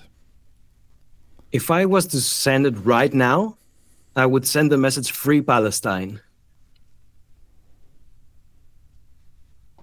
Now, if it was something more general than that, I would have to think about it. But if I had to send it right now, it would be that. Cool. Awesome. You might want to cut it out if you feel differently. People. Everybody has their own, opinions and perspectives, and I because respect I think that. it's quite a big thing right now that's going on. So I honestly, if I'm gonna be very honest with you, I consider this being my opening thing that I said to you, and I said I don't want to put like a political stamp on it, but giving me this option right now, it was too tempting not to do it. I was like, no, it's completely, you can say whatever you want to say. This is, I'm not, Thanks. I don't believe in, I'm a free speech absolutist. I don't think we have any other better way of navigating through this life. So, yeah. I agree with that. Yeah, I agree with that. Cool. Well, I want to thank you for your time and for your attention and can I ask a question before we absolutely yeah. Where are you in Finland? Are you in Helsinki or no, I'm in a city called Turku, which is it's the original capital of Finland. That's kind of where Finland sort of started. Is that it's like a 2.5 hour drive from Helsinki to the west. It's on the coast. I was in Helsinki once, and we went to another city, and I can't remember if it was that one. Anyway, it was very enjoyable, I should say. So yeah. I mean, could be. It's you basically just drive down the motorway, and it's not. I think it's a bit more than 2 hours drive. Okay. I don't know what you saw there. Maybe you went to a castle. Maybe you went to like a. No, we had rented some houses that were like kind of small, like it was not neighborhood. It was like 2 or 3 houses that you could rent, and there were like we went with a family friends, and just stayed there for like 3 or 4 days. It was really nice, snowy near a lake, and spent like half time on Helsinki and half there. Nice. What did you enjoy about Finland the most? What I enjoyed about Finland the most, I would say, is that the public transportation was very impressive. I know this will sound like is this what you enjoyed? It really made an impression on me. That's because if you come in Greece, try to navigate Athens using public transportation, you will understand what I mean. I've heard stories. Yeah. Yeah. And I mean, I generally like this northern vibe. I do like it a lot. Whenever I go to like other cities, I tend to just walk a lot and do a lot of walking just on the city and stuff. And this always fascinates me because you get to see kind of like the day-to-day stuff, like the little shops, the little things like that. These are things I like. Usually tend to notice things like how the language works, like, that you, for example, that you have like double vowels and stuff instead of having punctuation to describe how long a vowel will last or something in your speech and things like that. Things like that are impressive to me. Things that I enjoyed a lot was like seeing how people react to the sun, for example. Like, I remember walking down a park and the sun was such that the one side, the benches were all sunny and the other one were not. So everybody was sitting on the one side because, the sun is a rare thing, let's say, and the heat. And I remember seeing people at coffee shops sitting like that, and everybody was like looking at the same side and facing towards the sun, which is something you will never see in Greece. Everybody will either try to avoid it or sit like it was like we're seeing a cinema, and the movie was the sun. This was very impressive to me, seeing people react in such different manner to things that I take for granted. For example, things that impressed me, how many girls would have their hair painted black, which is quite the opposite for Greece. They always paint them blonde, because that's what we're missing.